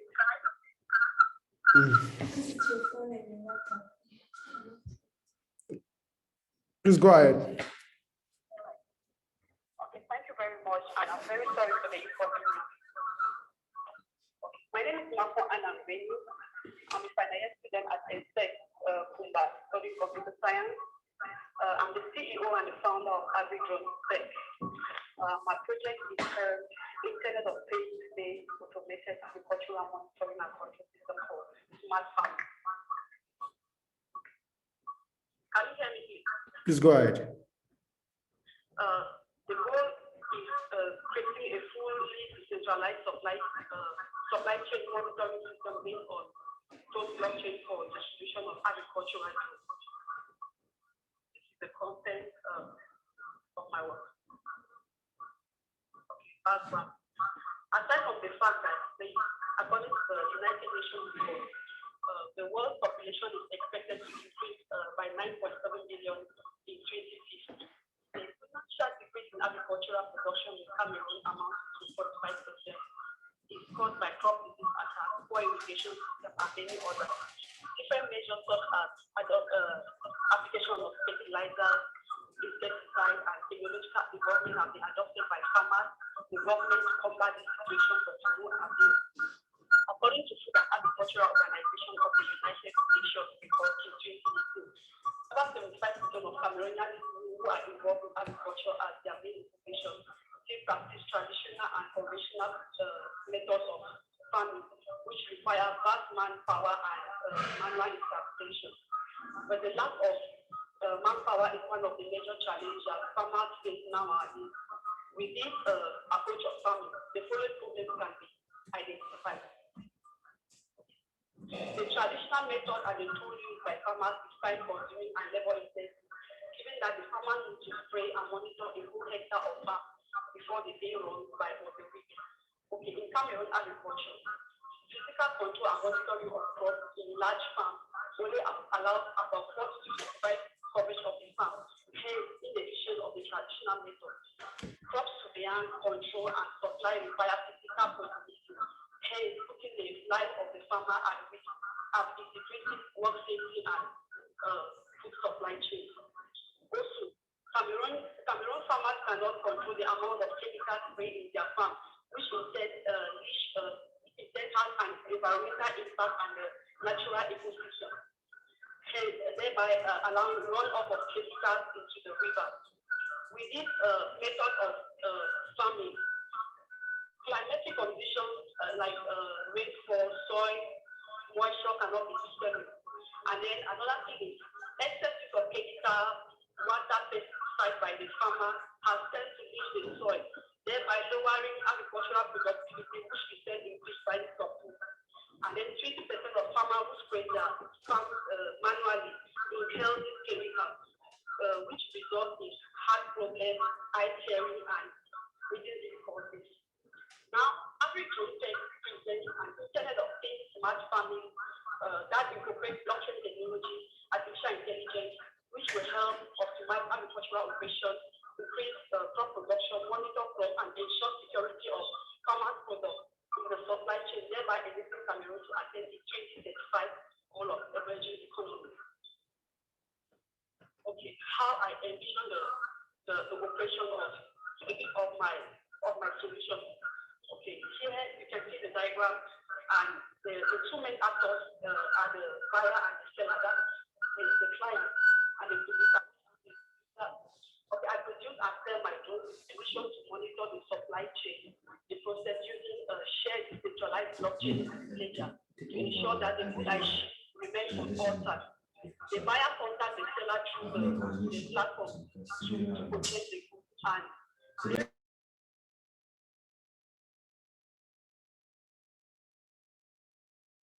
hello? Yes, we can hear you now. Okay. All this information are encrypted so that the buyer can see but cannot alter. After this phase, the seller dispatch the requested goods, and in each package we have sensors like the location, the light, and the time sensor. This data is committed to the contract, and then the contract contains protocol controlling the double authentication process. If the package is altered or not, all processes will be sent to the Web3 API, and all these transactions are sponsored by Zone Wallet. And then workability of the solution.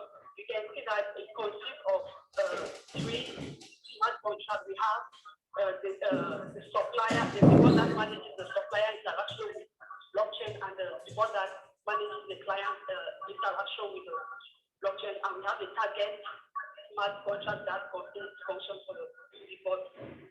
The supplier is responsible for supplying the goods, and with the supply, and then with the supplier, we have a report that allows us to create, to add items, to view and to delete the items.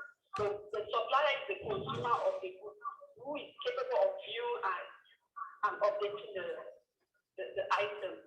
The execution of the project, this is the execution of the project here. Here you can download phone stuff from Play Store or from the web. When you download it, you can create an account and then click the test link that directly to the report browser. And then you should also make sure that you have some positive balance so that it can deploy target smart function. Then the supplier is the one who asks for public key, and then enter in then the communication between the supplier and the client. Here, what makes my project unique is that it impacts the community, ensuring safety, trust, and transparency along the supply chain. It is functional and can generate revenue to the company.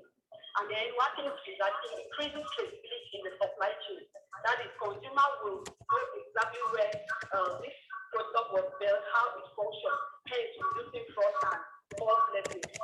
And then increase efficiency for farmers, as all data will be stored in one place and track the assets. We know that before, farmers usually store their data on Excel, so with blockchain is going to solve that problem. Then fairer payment of goods. The smart contract, it will eliminate third parties or intermediaries, and it will allow farmers to connect directly.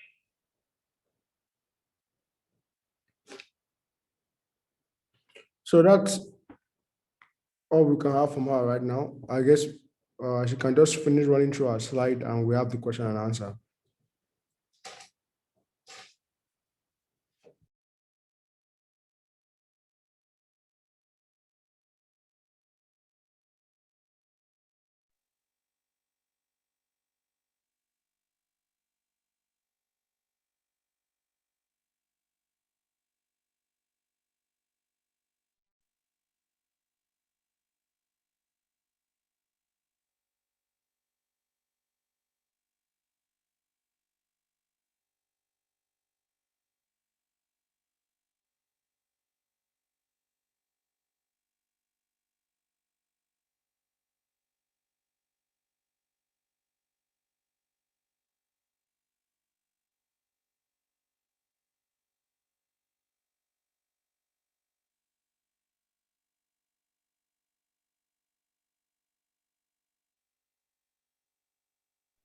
So I guess we all have been able to see both slides from all three contestants. I will make the floor open to the judges to go ahead and ask the contestant their questions. Thank you very much.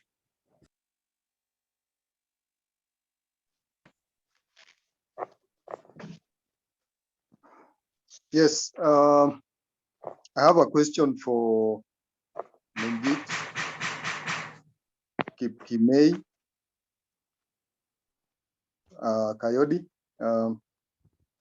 Yes, I can. Okay. I just want to understand about the program that you are running, the SmartX, the collaboration between the decentralized application and the banks. How are you going to relate to the banks, or the banks, are they related to the savings and credit circles within Kenya? Yeah. Okay. Okay. As I mentioned a while ago, my key partners are the banks, and okay. So what I observed is in the usual come. Okay, they usually come and let's say they collect some money, and now the money is sent to the bank. But now, as in now, okay, normally one person usually now is sent to collect the money. Is sent to put the money in the bank. But now with my app in place, the app will act like the intermediary. So like now the app is the one responsible for sending the money to the bank. Yeah, okay. I get you. The other thing, do you have a demo? I didn't see the demo. Yeah, okay. Sorry. I was working with the demo, though now, okay, it brought some issues, particularly when sending the message to the contacts. Let me do something just a little bit. Just a little bit.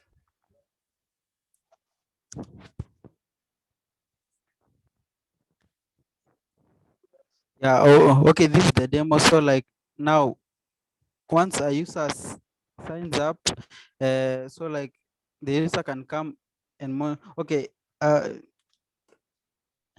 had issues when I had issues interacting with the contact. So like as in sending and retrieving messages from the contact. So like it's not completed yet, but yeah. So like this, so like I come here to the project sections, and let's say I can initiate a project. Okay, let's say the project is constructing a dam. Then now project is, let's put something similar, and the amount that will be, let's put a rough now. Okay, now when I create it, everybody will see in the app, and everybody can get an opportunity to vote, as in whether this project should pass or not. Yeah. Yeah, that was. Thank you, Oliver. I think I'm done for questions. Maybe the other jury members can progress with the other contestants. Thank you. Hello, everyone. So I will direct my questions to Joseph. So Joseph, with regards to, you said something like partially decentralized. So I was like, copyright and other stuff can be a big issue with people putting up stuffs. Do you have anything in check that could look towards that with regards to copyright? And you mentioned some of the competitors. So I wanted you to kind of draw a little more light on how your own project is going to stand out against theirs. Thank you. Thank you very much for that question. In terms of copyrights, we intend to make the application open. That is, once you access and you submit your question, irrespective of someone mocking that particular question. Most of the times, a question set today is a past question tomorrow. So it's not a question that stays forever or peculiar to one person. So there is no unique question to a particular person at an instant. So author gets to gain more remarks based on review and comments from students who have practiced with their questions. So when author drop the next question and whatsoever, they will know that, okay, this person is credible. That's one. And also, the IMOC itself is setting past questions which will be made available for free for students, majorly. So there's no price for it. There won't be any price attached to it. Now, for your second question, if I should get right, please, can you come again, please? I'm sorry. Your second question. Yeah, you mentioned two competitors. So okay, yes. We have ULesson here and pass.ng in Nigeria. ULesson, they do learning. They give learning content on their platform. They teach you and teach you. So ours is different in the sense that we do follow up. We do a regular weekly follow up. Like we make sure we spread our tentacles to every geopolitical zones. So I'll be able to get what students are actually doing. And how do we achieve that? We will also give a feedback mechanism for students to submit a review. Although incentives will be involved, whereby if a student should take a particular subject, a topic in their area, in their subject area in school today, they can fill a form and take a review, then give us feedback. Then we, from those feedback, we can do a weekly curated assessment for them. Then for pass.ng do a recharge card subscription-based model in such a way that you pay maybe 100 Naira recharge card, or you subscribe with an 100 Naira recharge card to have access to past questions. And don't forget, these past questions are ready for and available for everyone. We are we partner with our key partners at the Ministry of Education, exam bodies in Nigeria and also in West Africa. Now, after the exams, they give out these past questions, so it's open. So nobody will say, okay, this question is unique to me. No, we don't. I don't think that will be quite sensible. Okay, That's your question. Yeah, thank you. Yeah, that answers it. That's all from me for the questions.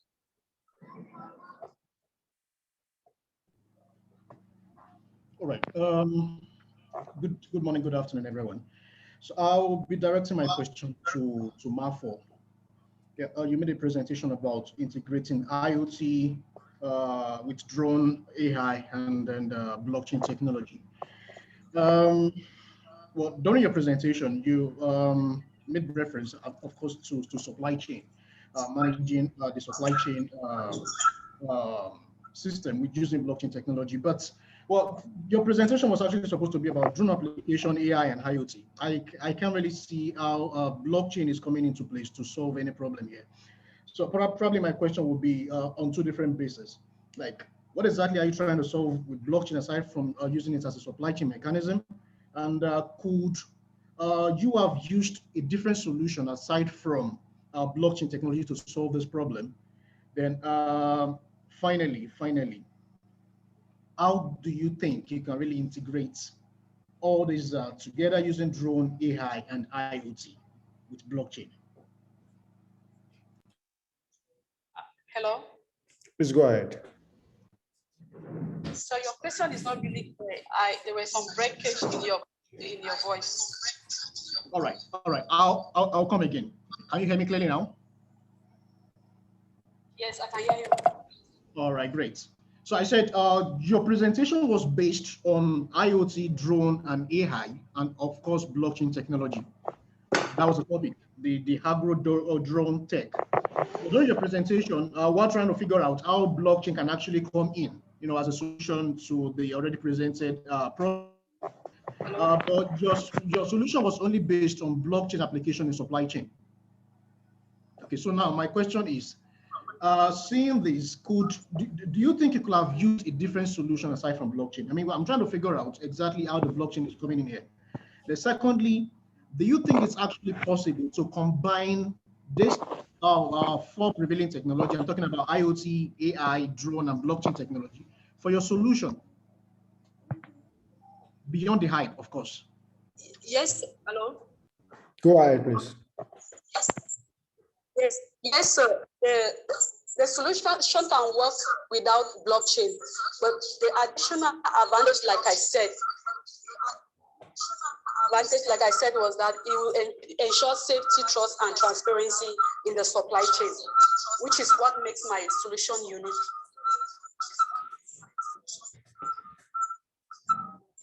Okay. And then the second question is what I did not really get well. Okay, making reference to your problem statement, it's all about the increase in population by 2050 to certain billion figures, and of course the lagging in terms of agricultural productivity, which you want to solve using drone technology, correct? Yes, sir. Yes. Now, back to your solution using blockchain as a supply chain. How do these come in together? I mean, drone technology, AI, IoT, blockchain. How do they all fit together to solve the problem that you made reference to when you're beginning your presentation? Okay, sir. Like I said earlier, that with my drone, because I said the farmers use the manual method of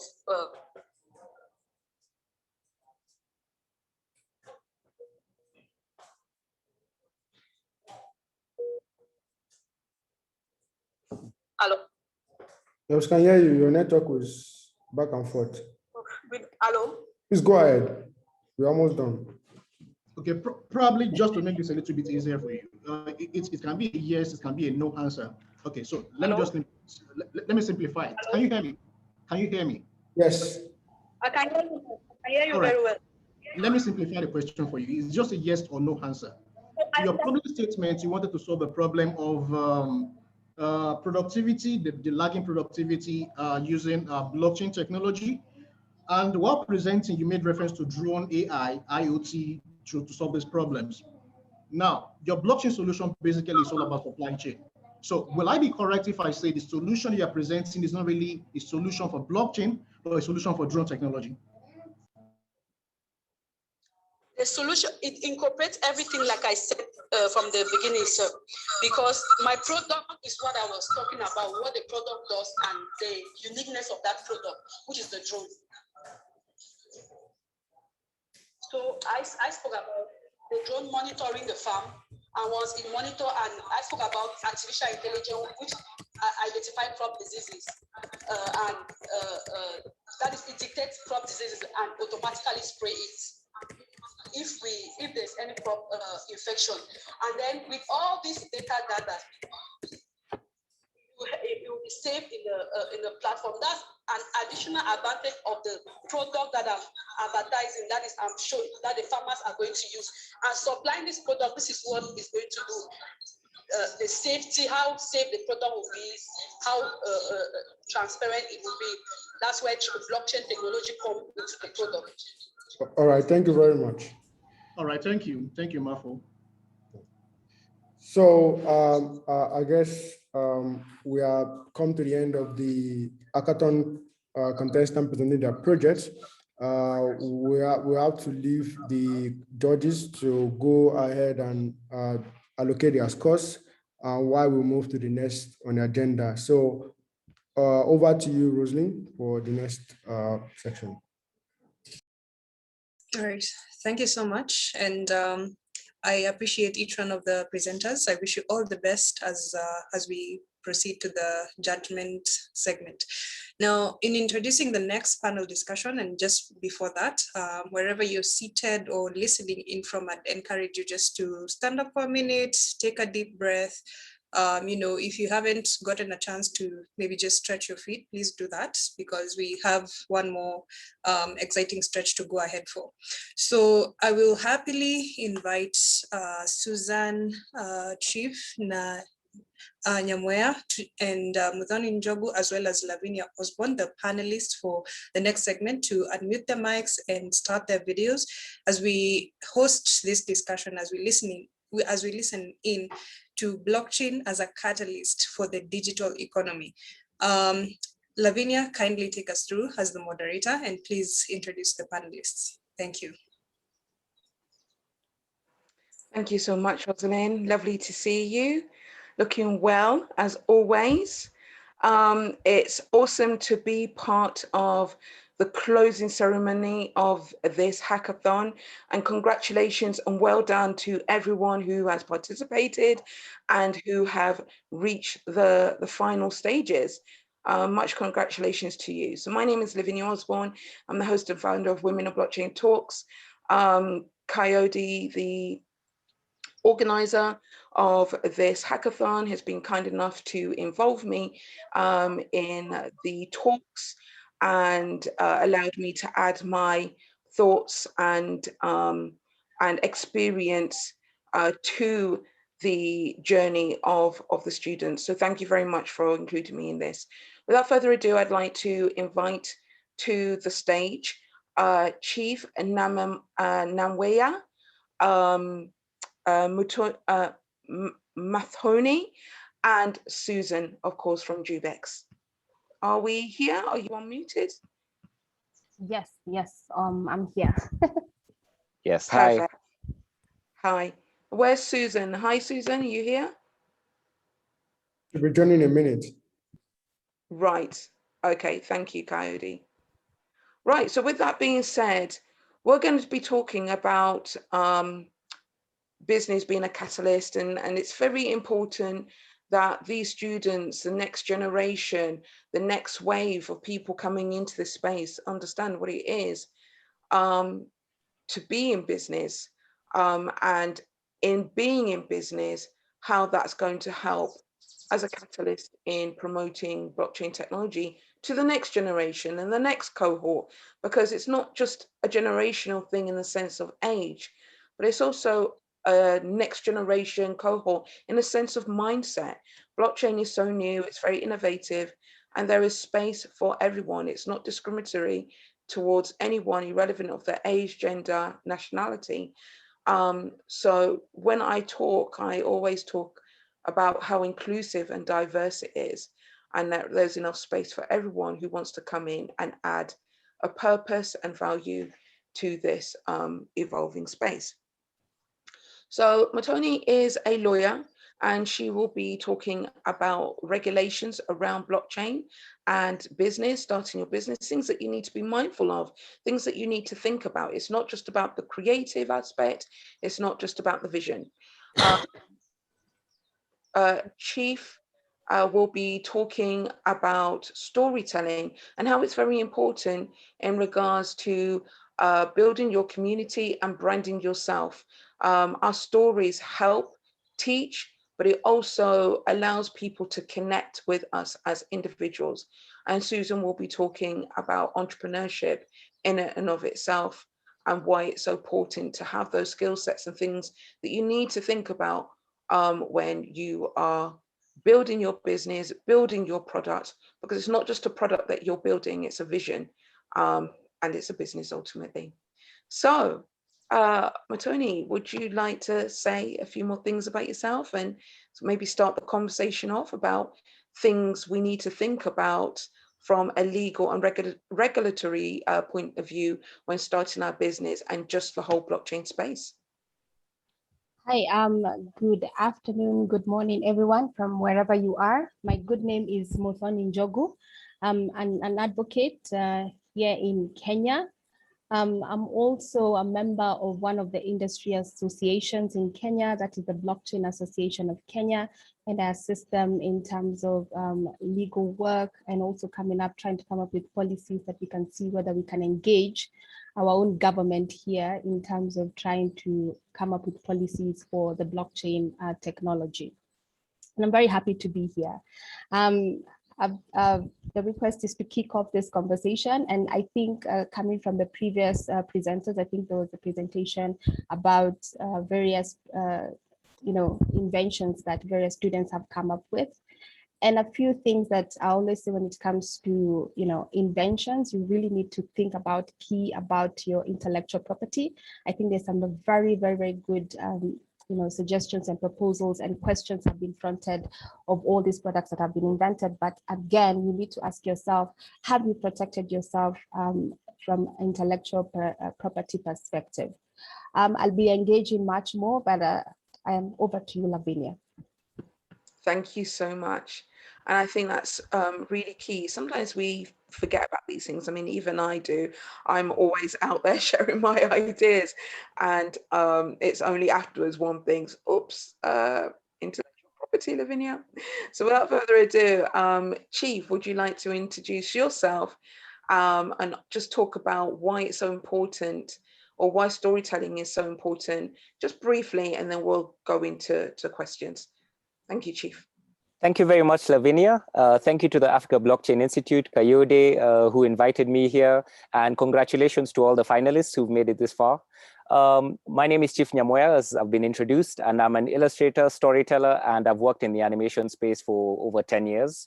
And I've always, at a personal level, been motivated by investigating the frontiers of what's to come, especially in our context on the African continent. And this has pushed me towards science fiction and working in science fiction. And through my travels and my interactions, when I was in San Francisco attending Singularity University, I met a member of the blockchain faculty who really got me interested in its disruptive potential and its potential to really change how we interact, and possibly dissolving the institutions which for a long time have been an obstacle to us developing.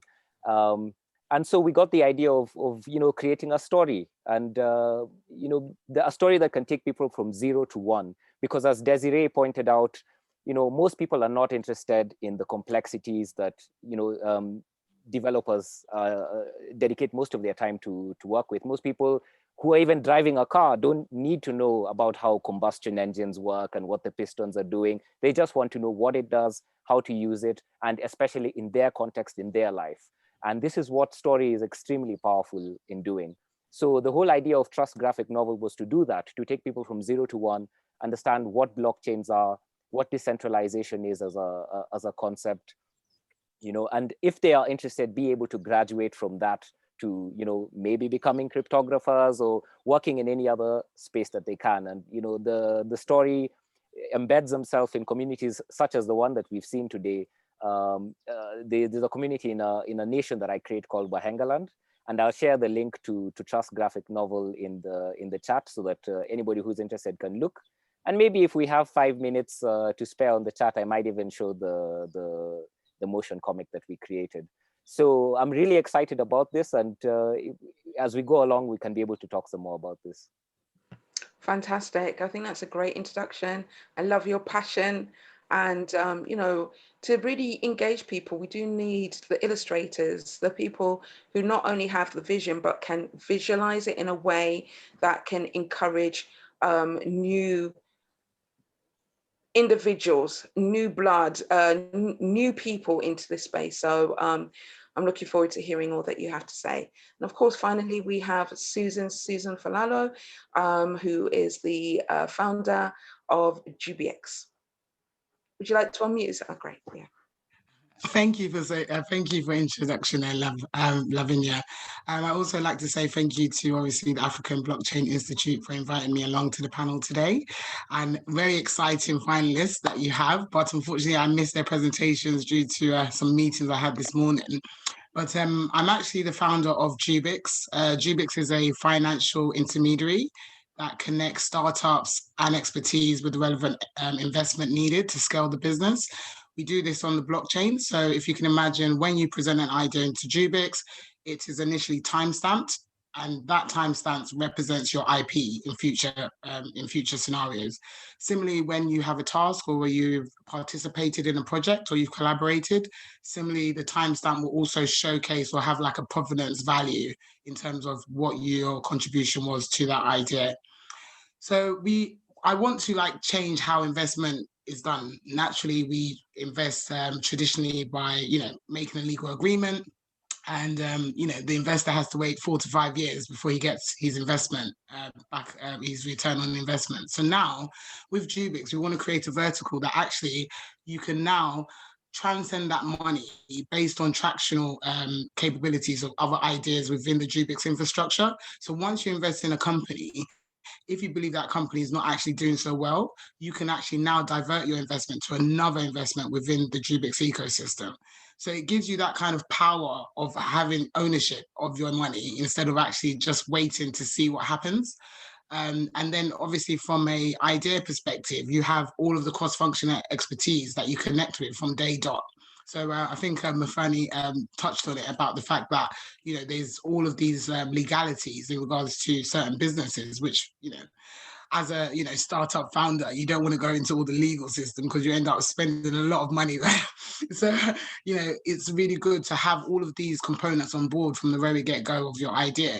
So let's say CRM agents, strategists, technologists, marketing, branders, so that they can actually help you to make sure that you're not left on your own. As we all know, as an entrepreneur, it's so hard to gather the right expertise. But if you can do that from the very get-go of the idea, you can see how much it's going to cost over time to actually scale with these expertise. So you kind of like don't have that whole, oh my God, I spend $5,000 today, and then later on down the line, 6 months down the line, you've already spent like 50 grand without knowing, right? So now you have that whole, oh, I know exactly from day dot, this is how much it's going to cost me over a period of time. Can I do it? Can I not do it? So this is kind of like a background story for me, because I was always kind of very inclusive at school. So if you can imagine, I used to speak to, my white peers, my black peers, my Asian peers, my Chinese peers.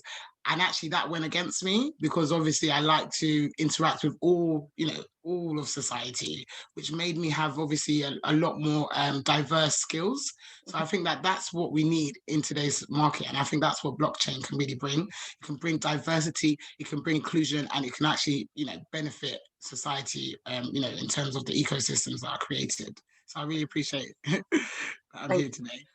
With that being said, I'd like to kick off the first question with you then, Susan, because you touched on something about diversity, and also you touched on about the different requirements to get the business up and running. So for our finalists today, what are the things that you think they've got the idea, they've been working on a hackathon, they've got their idea now.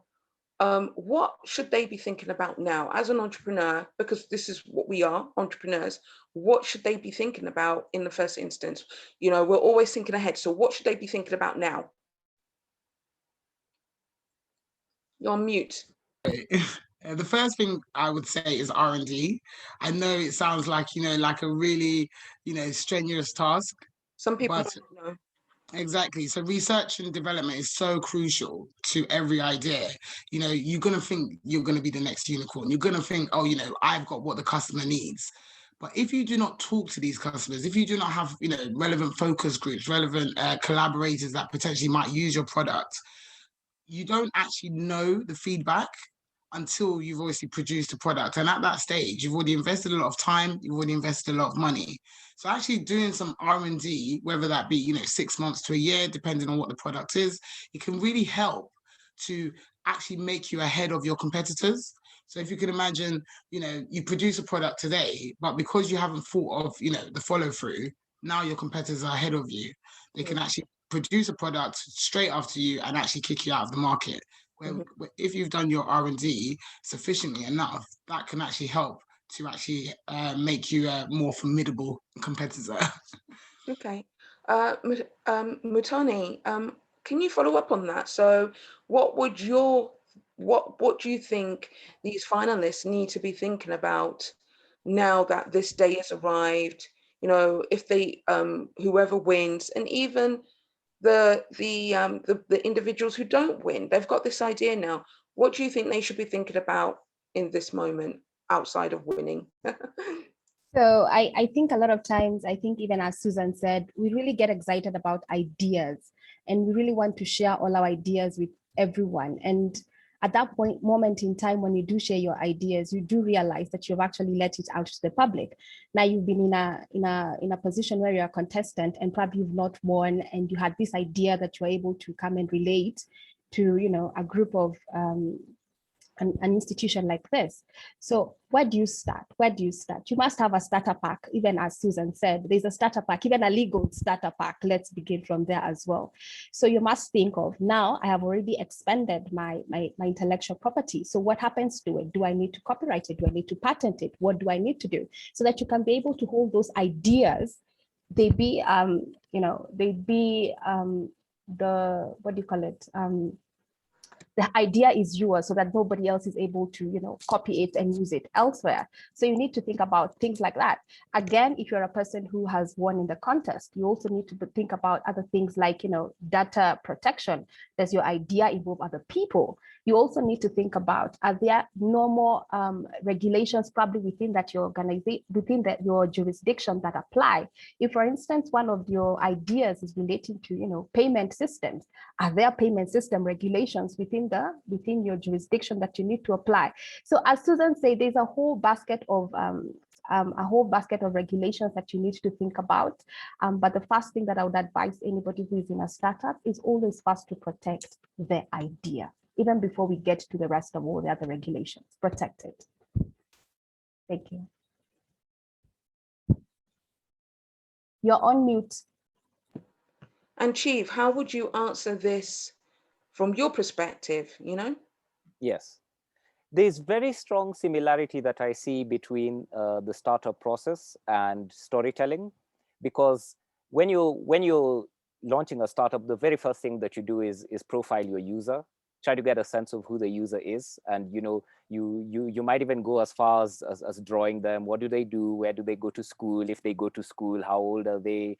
And that's the same process that you go through as a storyteller. Before you develop the story, you need to know who your characters are. So you need to have a good profile of who this character is, because very often as you're telling the story, depending on what's happening in the context and depending on how you develop the character, the interactions will create outcomes that you did not anticipate.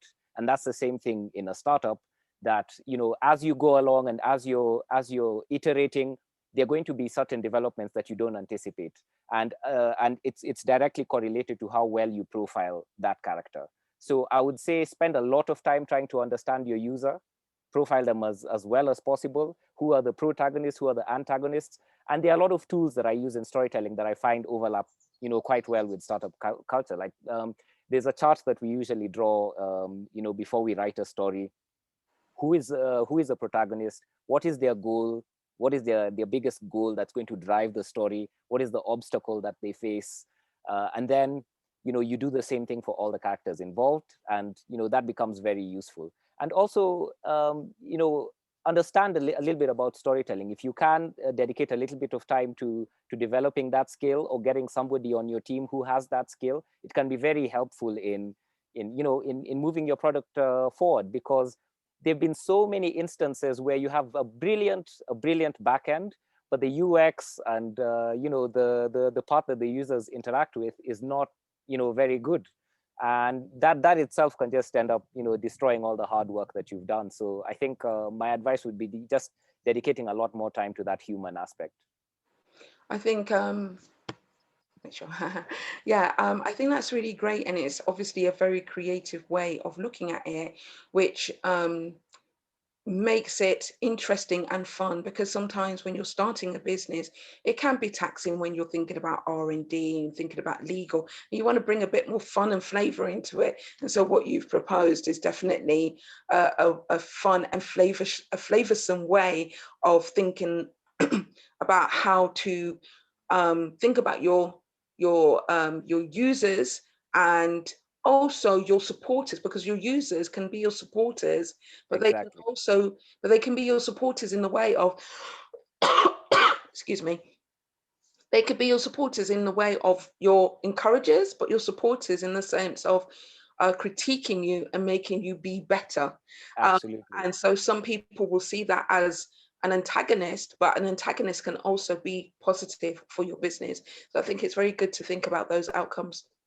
If I can support that point very briefly, I would say that so often in the books that I've done before, there's overlap between who your supporters are and who your funders are. For example, when you do crowdfunding campaigns, the very same people who are supporting you in a crowdfunding campaign are most likely to be the very same people who would be reading or consuming your content.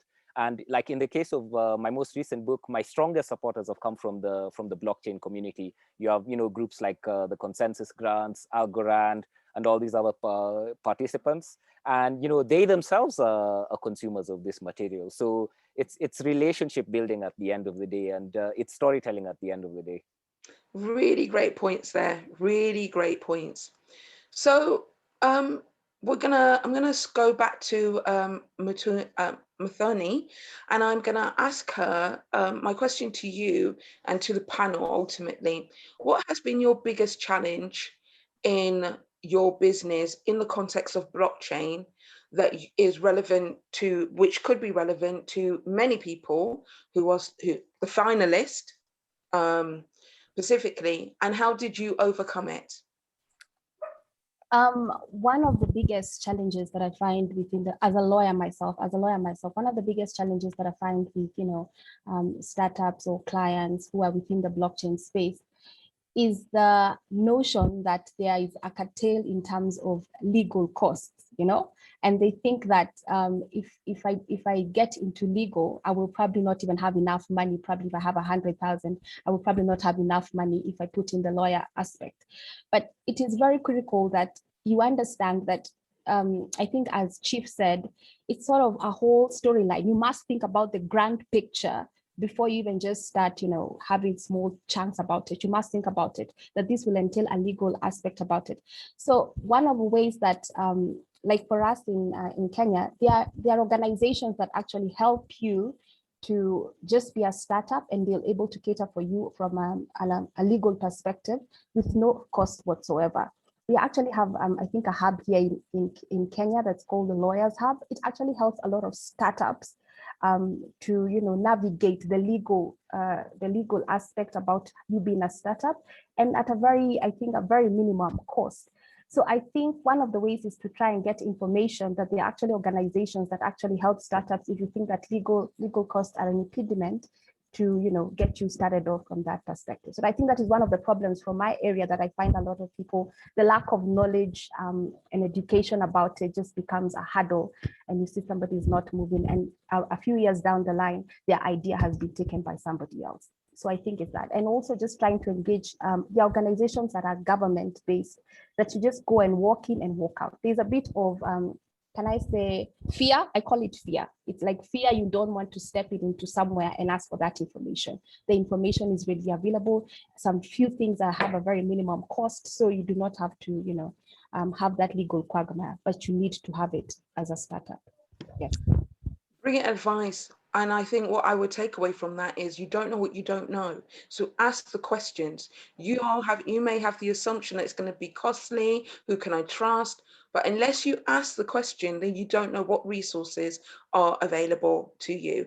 And so what Muthoni is saying is that there are legal recourse that doesn't have to be too expensive, that you can start building into your business to protect you for the present and the foreseeable future.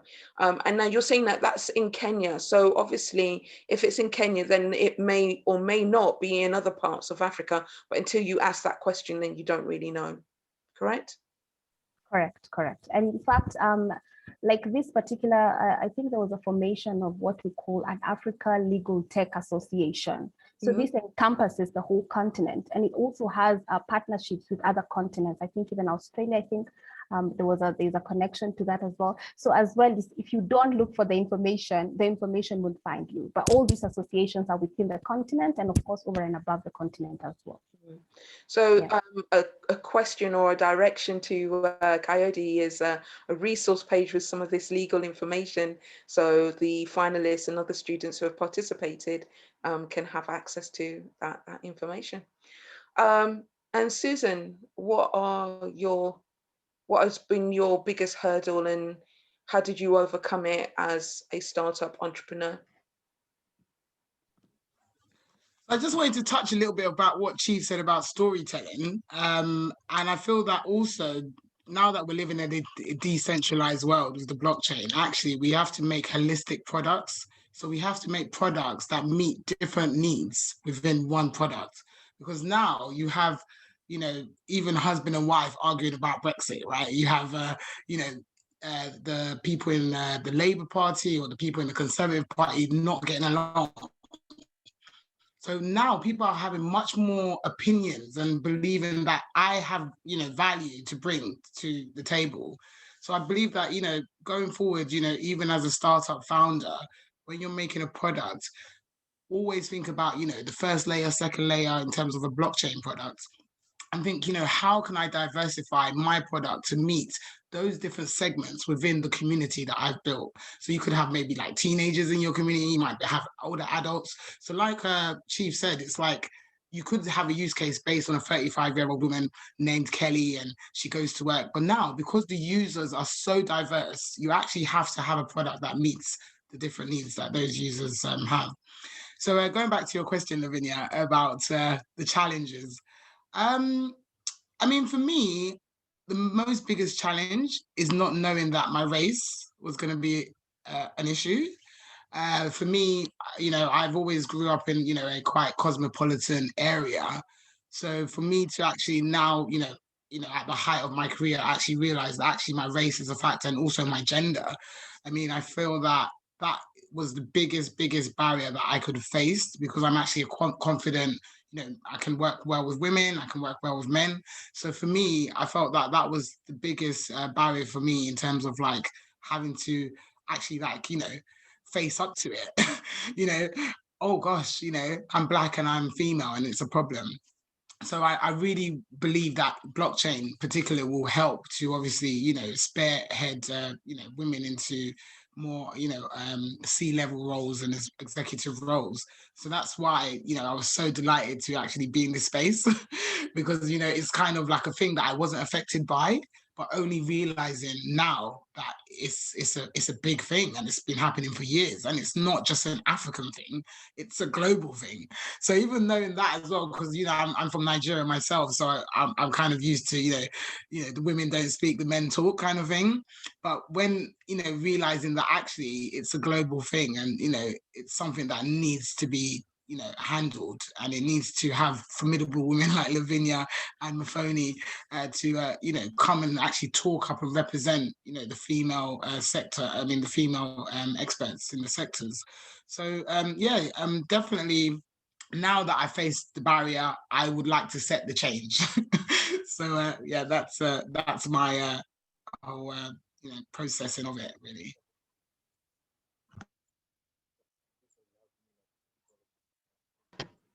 The challenge still remains, but there is a process to overcoming it.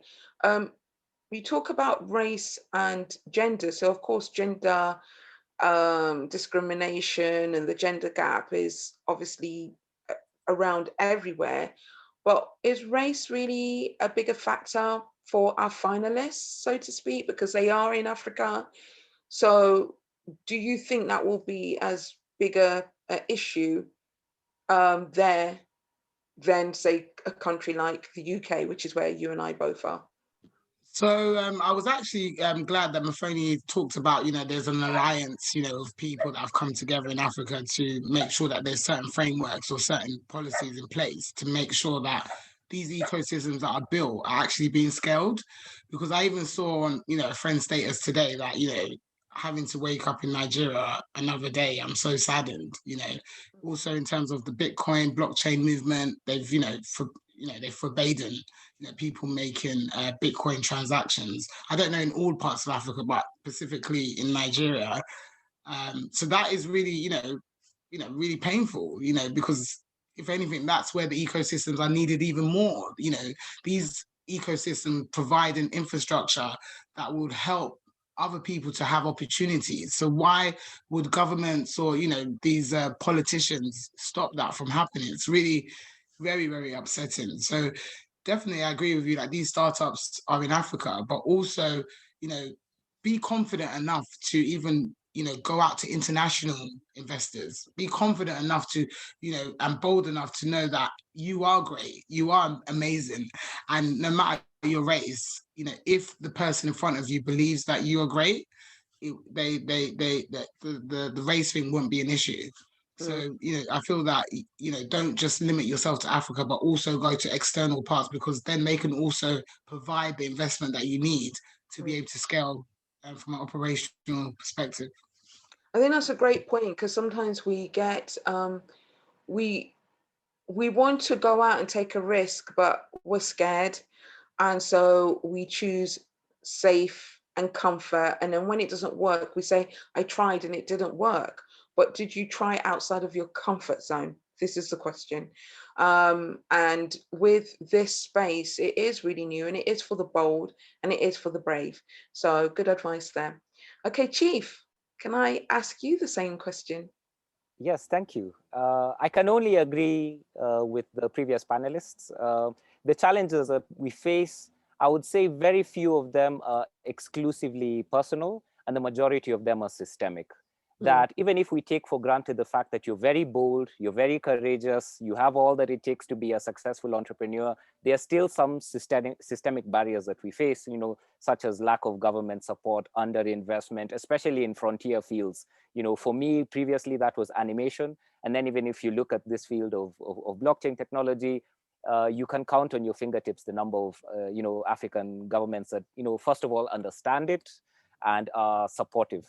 It's and it's not necessarily unique to Africa. I think all over the world, if you're involved in a frontier field, if you're an early adopter, you're going to face a lot of skepticism, and you're going to have to be very comfortable, being lonely and being alone and understanding the potential that lies ahead, and just waiting to be vindicated maybe 5 years down the line or not. So it's developing that risk appetite. But risk appetite is not just about your attitude. I must emphasize that there are certain. It's easier when you have certain padding, and disproportionately we see that the people involved in startups tend to already have this cushioning. So I would say it's skepticism, it's lack of knowledge, but together we are trying to solve those challenges. So we are not just sitting back and saying that, oh, these are our challenges. I would say communities like these are extremely powerful, and I was so happy to be introduced to the Africa Blockchain Institute, and together we can overcome some of these challenges, whether it's gender discrimination, racial discrimination, because even in this forum we are among our people. And I just look forward to more opportunities to be with my people, discuss how we can solve these challenges together. Wonderful. I can't agree with you more. It is a beautiful thing to have a shared community where we are uplifting each other, people who are in Africa and people from the African diaspora. So such as myself, my family are Caribbean, and I look at I see all the blockchain use cases, and there seems to be vast in Africa, in different parts of Africa, but in the Caribbean, there isn't any. So, there's a lot of work to be done. Let's just put it that way. There's a lot of work to be done. If I could add one small thing, I would say a lot of the skepticism that I see currently is also coming from the fact that like 90-something% of the conversation about blockchain is dominated by cryptocurrencies. And, it tends to favor people who already have an excess of capital and they're just getting gains on that capital. So that's not really interesting for, the people who need it the most, the people at the so-called bottom of the pyramid. So it would be really powerful to see use cases outside of cryptocurrency and fintech, to see how it really benefits. That's really also from a storytelling perspective, that's really what I've been looking out for. So the contributions of the participants today and the people making the pitches was really powerful. Yeah, perfect. All right, so we're going to round this up. And what one piece of advice would you give, not even your younger self, if you were a finalist, knowing what you know, if you was one of the finalists, what advice would you give yourself? Do you see what I mean? Based on your experience. So what advice would you give to a younger version of yourself if you was a finalist today? And we'll start with you, Chief. Wow, that's a really tough one. Because so much of what you learn, you just learn from experience. So I would just say, get in there, do it, fail fast and fail cheaply. Yeah, I like that one. And Mothani? For me, I would say think global, of course, act locally. And then you are not a tree, so change is constant. So you definitely keep changing. And I think I like what all of you have said about brevity and the solitude that comes into these spaces. Sometimes there's no one, there's no a bunch of lawyers that are doing blockchain, So it's despite the solitude, you keep moving forward. Nonetheless. Thank you. Love it. And last but definitely not least, Susan, what would you say? I would say keep learning. I mean, it's something I did before, but I think learning is a very crucial thing. We can all believe that we're experts, but I think that, learning can actually help, and support your activities. So yeah, knowledge is power. That's what I would do. Learning in what context? Keep learning in what? So just especially when it comes to the blockchain space. So if you're in blockchain, if you're in technology, you got to be up to date with what's going on every single day. And it takes a lot of time to be able to do that. I think the technology landscape is pivoting by the day, by the minute. So if you believe that, you're an ultimate expert and you don't need to learn anymore, that could be your detriment. So actually, scaling, learning, pivoting, it's all part. So it's more of a kinetic, viewpoint than actually, oh, this is how we're going to be. It's all going to be steady. I don't think the landscape is going to be steady going forward. I think it's going to be quite complex. Yeah. So be ready. I like that. And I asked myself the same question. And what I would say is, it's very important to join communities. So communities such as this, because it is a lonely journey, and sometimes you just need to be part of a community who gets where you're coming from and reminds you of who you are, what you're doing, and why you're doing it. And then you can keep pivoting, failing forward, learning, and I really love what Mothani said. Think global, be local. So yeah, fantastic. Thank you so much, everyone. Thank you so much. Thank you. Right. Thank you, Lavinia. Thank you so much to awesome panel. That amazing insight. Fail forward and fail cheaply. I like that one because sometimes you can be stuck on your idea and not knowing how to move forward. You're looking for capital, you're looking for team, and maybe your design has or your product has a fundamental flaw. So you wouldn't know if you didn't fail cheaply. So at this point, then I'd just love to heavily appreciate my panelists and introduce at this point then the next speaker to share his remarks. From the Freetown Academy, kindly let's have Eugene Morozov unmute and start his video. Yes, hello everyone. Can you hear me? Yes, loud and clear. Excellent. Again, hello everyone. My name is Eugene Morozov, and indeed, I'm a very active member of Freetown community, particularly in Freetown Academy. But I would like to start by thanking John and Coyote for inviting me to speak here and also for organizing this very, very important event, the Hackathon. I wanted to share with you that my personal experiences took me to Africa many, many times. I have been to Casablanca in Morocco, to Cairo in Egypt, to Yaoundé in Cameroon, to Nairobi in Kenya, Zanzibar in Tanzania, to Cape Town in South Africa, and some other places. And during those travels, I personally learned how important it is to give people an opportunity to learn and utilize their knowledge throughout their careers to take advantage of their education. My personal education was in Moscow State University. I studied economics. And then at the University of Illinois in the United States, I did my master's degree in accounting. I'm also a certified public accountant in the United States. And I have a long career in financial services, working for large banks such as JP Morgan and Deutsche Bank, Renaissance Capital, which is now active in Africa as well. But then about a year ago, when I learned about Freeton, I decided to dedicate some of my time. And I'm extremely pleased with that. One of the things that we at Freeton community realized is how important it is to help people who are new to blockchain, who are new to this wonderful technology, how important it is to help them get up to speed and have the proper onboarding so that they can become effective in learning, effective in achieving their life goals.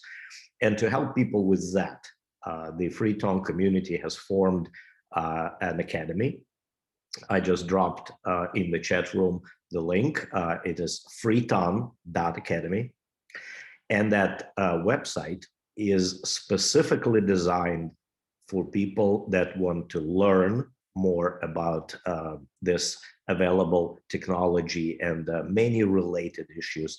We plan to teach not just blockchain itself, but also a number of other important issues, such as ecosystem that was built around the technology, the Freeton blockchain, such as historical moments that are important for people to position themselves properly, financial courses to educate people on various finance issues.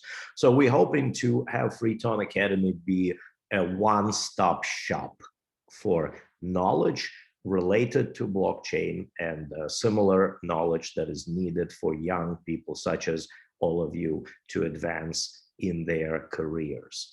So we certainly will offer advanced courses for especially those that are the winners and finalists of the hackathon. We welcome everybody, and we will make sure that you have access to the most recent, most up-to-date, and most relevant information related to blockchain.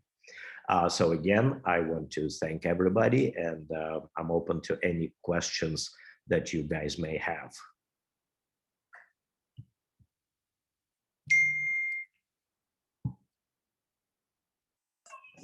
All right, I'll just check for questions from the audience on the chat section.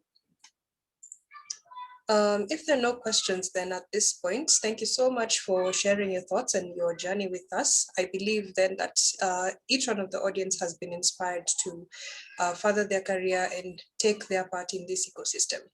Right up next, I'd love to introduce Alex. Just a second. Yeah, Alex, kindly unmute and start your video. I'm here. Thank you very much. So is it the show time? Yep. What a journey! What an amazing journey! I remember the. I remember like Coyote, myself, and John. We were just casually speaking what we can do in Africa together. What would be synergy? And he said, "Well, let's do a hackathon." And that was probably around October last year. And that was so. It's like, okay, let's do a hackathon. It's been an amazing journey. Just to give you a sense, the technical presentation that we wrote a couple of months ago, introducing people to the blockchain technology overall, and Freeton specifically, has been like a massive hit, and is one of the key elements that we're using now for global education around the world. So it's been a real success, I think, for the hackathon, and it's to be continued. And I would like to really, really congratulate and say how much we appreciate the 3 winners that we have today. The guys who made it to final, you are all winners. It doesn't really matter who's going to be the winner, and then the runner-ups. You did an amazing job, and I really encourage you to continue to leverage the help of the Freetone community in Africa and globally, deliver your solution and change the world, change your country, the continent to better. And I would not even stop there. I mean, the beauty of blockchain is that it's a very global space. And it doesn't really matter if you do your project in Kenya or South Africa or in the United States. It can be global, and I would encourage you to take it global, because all of the 3 projects that we saw today, I think, do have serious potential. And again, I would be delighted to see that succeeding in the technology space. With that said, and again, thanking and congratulating the 3 winners, I would like to say that it was a very tough call for the jury, and it was a very capable jury. I mean, it's the quality of questions that were asked, I think, was really high. I was at a few accelerators and and panels as a judge as well, and I can tell you that this is absolutely world-class level what we saw today in terms of the quality of question and judging as well. But it's been an amazingly close run. It's without much else to say, I would like to say that the second runner-up, who will get a 5,000 on Crystal prize and support again from the Freetone African community, is Oliver with his Smart X project. And let's give him a real big round of applause.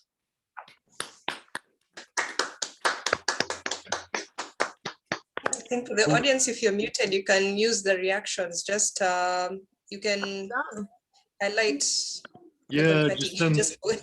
You can just use the confetti to show your celebration. Exactly, send stuff like this or celebrations. Let's really give a round of applause. Oliver, great job, congratulations, and would love to see your project, becoming really, really big.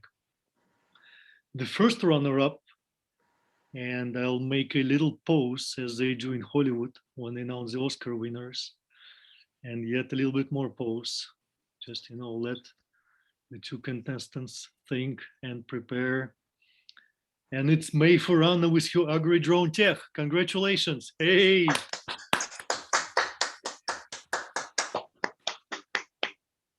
I like when there is drones, artificial intelligence, and blockchain, and what else was there? AI, I mentioned blockchain, drones.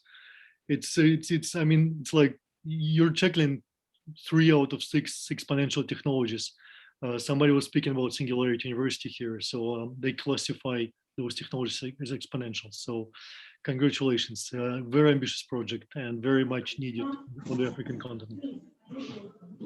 And then the winner is, of course, Joseph with his IMOC project. Congratulations, Joseph.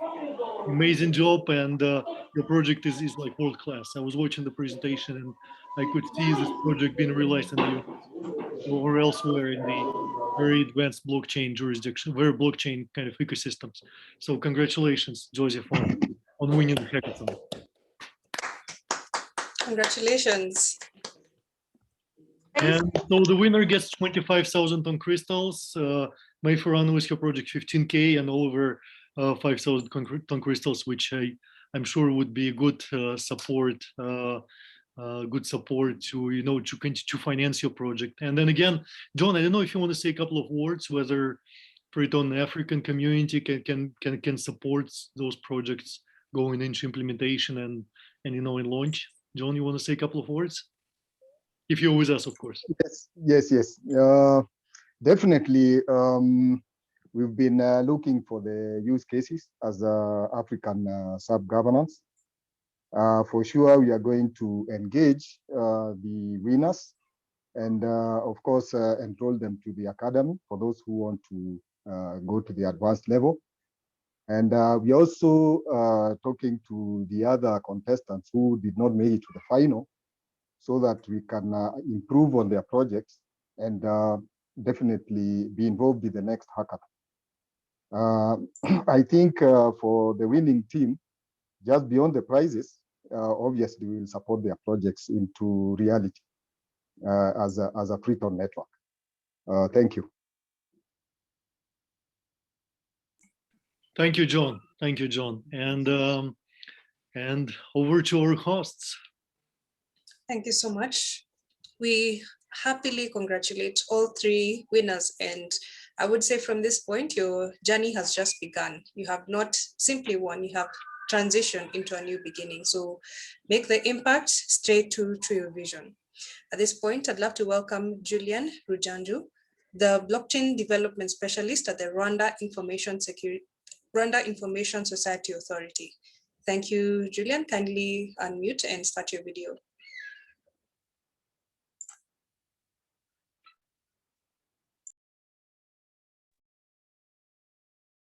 Yes, thank you. Good afternoon, good morning to some of you. I'm Julien Rujandro, as has been mentioned.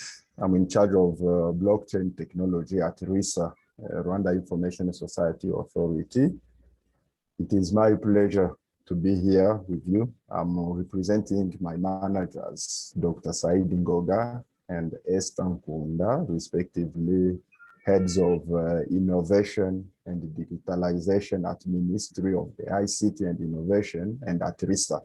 So they were supposed to attend the event, but they got some obstacles, so some urgent matters which came up at the last minute. So I'm honored to represent them, to present the agencies and the government in this colorful event. So allow me please to start thanking the organizer, the ABI, for organizing this event and especially to choose Rwanda as the hosting country for this hackathon. The country is honored to host such events, and I think the ABI made a good choice because the country is on a proper ICT journey. We have policies, we have regulations to promote ICT growth and investment, and we have made remarkable progress in the ICT sector. So we are here to all of us to build a strong blockchain ecosystem that will include government, academia, private sector. And here we can mention already the partnership between the Ministry of ICT, RISA, ABI, and the Rwanda Blockchain Association, and more other players coming in the ecosystem. So we have also these international learning institutions that promote research and development, such as CMU, AU, EMS, and we have various incubation spaces in Kigali. You know, most of you have already visited these spaces like West Vela or DSSD, the LIPA, in Homoko. We have so many. And we have an ongoing program to extend these innovation hubs in 6 secondary cities, namely Huye District, Muhanga, Nyagatare, Rwamagana, Rubavu, and Rusizi. So you understand that there is an ambitious and clear ICT vision. And when you read some of the government ICT plans in the documents such as NST1 or Rwanda Vision 2050, all of these documents, the government has identified ICT as an enabler to economic and social development for the country. Therefore, the government has invested a lot in the ICT skills development, and you young ones as innovators you are on the forefront of the digitalization journey that Rwanda and Africa in general has started. As mentioned in those documents, which highlights the government's vision in terms of ICT, if you have got a chance or a time to go through those documents, there are so many proposed solutions, use cases, and initiatives to be implemented to turn Rwanda into a paperless, a zero trip, and a cashless country. And this will be extended, of course, through your contribution to all other African countries. So we rely heavily on your expertise, in your innovative and developing solutions and skills that will allow Africa to become an innovative continent. So the Ministry of ICT and Research appreciate very much the hard work you have accomplished during your hackathon incubation program, because when we look at your projects, your solutions, we see not only blockchain there, we see a combination of the emerging technologies such as IoT, AI, and the blockchain that when they are combined, they solve most pressuring challenges that Africa is facing in various sectors, including education, agriculture, health, and so on. So we are committed to keep working with you, innovators, to digitalize and innovate, not only Rwanda, but the whole Africa. When ABI informed us about this program of awarding ceremony today, we were very excited to be represented. And allow me to share with you a good event that we had yesterday of another blockchain news. We, as a country, Rwanda, launched yesterday a blockchain project called Ubutaka. Ubutaka, this is a Kinyarwanda name, which means land. And simply the name comes because it is a project which was designed to develop a system that will register land transfer through public key infrastructure, PKI, for identification and save now the cryptographic records on blockchain for proof of existence. So this is a program of the land institution, Ralamoa, together with RISA, but in partnership with a private company, Eman.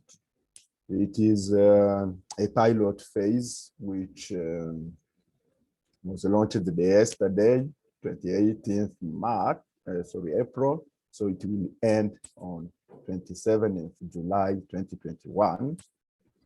So as I said, we have the main technologies we have there are mainly blockchain, which is a non-repudiation technology that will increase data traceability, transparency, and immutability of land records, and most importantly, prevents fraud in land transaction. And the system has another technology of digital signature, which is a public key infrastructure, PKI. This will be used by land notaries and registrars of land title to authenticate themselves, to approve and validate land transaction. So they will have to sign in digitally. And another technology there is the biometric fingerprint, whereby seller and buyer can physically present to notary's office, and then they will have to fingerprint their fingers. for just authentication and identification. So this is a very good project, very promising project. Still, it is in the pilot phase. So we'll need to associate you guys in this project to ensure that we come up with a fully innovative blockchain land system, whereby seller and buyer will be able to make land transactions without visiting any government office. So we know, as you know, that's the purpose of blockchain, by removing all these third parties. Notary, land registrar should not appear anywhere in land transaction. So this is the ultimate goal of the project, and all together with your contribution, we will accomplish this. So you understand that when it comes to the emerging technologies, especially blockchain, most of African countries, including Rwanda, we are still a green market for blockchain development. We have a lot to do together in the journey ahead of us. So we look forward to your contribution, we look forward to your partnership, and again, we thank you very much for your innovative projects, your solutions, which are very promising, and we look forward to a good collaboration through this digitalization journey. If there is any question, you can easily ask either on the chat or even on my contacts. As I said, I work for RISA and the Ministry of ICT are in charge of the government digitalization agenda. Thank you very much. Thank you, sir, for your remarks and for your time as well. At this point, I'd love to invite the next speaker to share the vote of thanks. That is Young Austin, a member of the Africa Sub-Governance team from Freetown. Thank you, Young. Please unmute and proceed. Yeah. Hello, everyone. I'm Austin, Young TYC. So let me start by saying this. The journey of 1,000 miles begins with a single step. Right now marks the conclusion of the first of its kind of hackathon between Freetown and ABI. So it's been an expository journey so far for the Freetown African community, which has given us much broader view in terms of blockchain solutions within our continent. With the explosive tractions we are currently witnessing around the blockchain technology in Africa, what the Freetown network has to offer both technologically and community-wise, I would like to call this hackathon a timely marriage made from heaven. So to other participants that could not reach this stage, your efforts are really, really recognized. And we urge you all to stay tuned, to please stay tuned for the upcoming hackathon. So to our winners, we celebrate you all and remind you once more that your journey to further build your ideas starts now. So from the Freetown Africa and Freetown Global community, motion has been put in place to further support you all. So I want to thank the ABI on behalf of Freetown Africa for availing themselves for this great hackathon. We look forward to the next hackathon, and to all the speakers, we say a big thank you. We truly, truly appreciate you all. Thank you, everyone. From Freetown, we love you all. Thank you. All right, thank you so much, Austin. At this point, I'd love to say one more thank you to each one of you who has stayed tuned right from the beginning to the end of the program.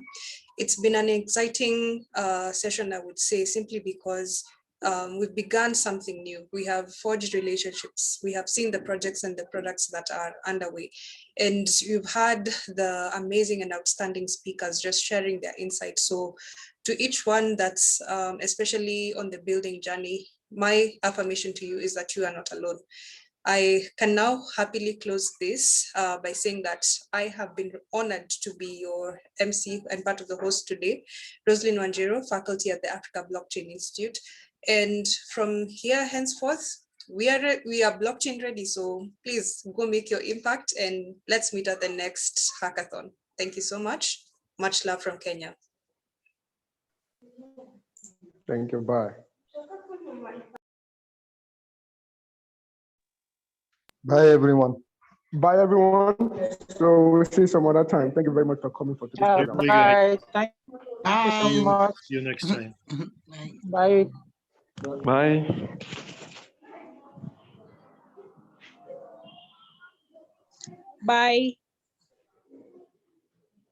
Bye. Bye, everyone.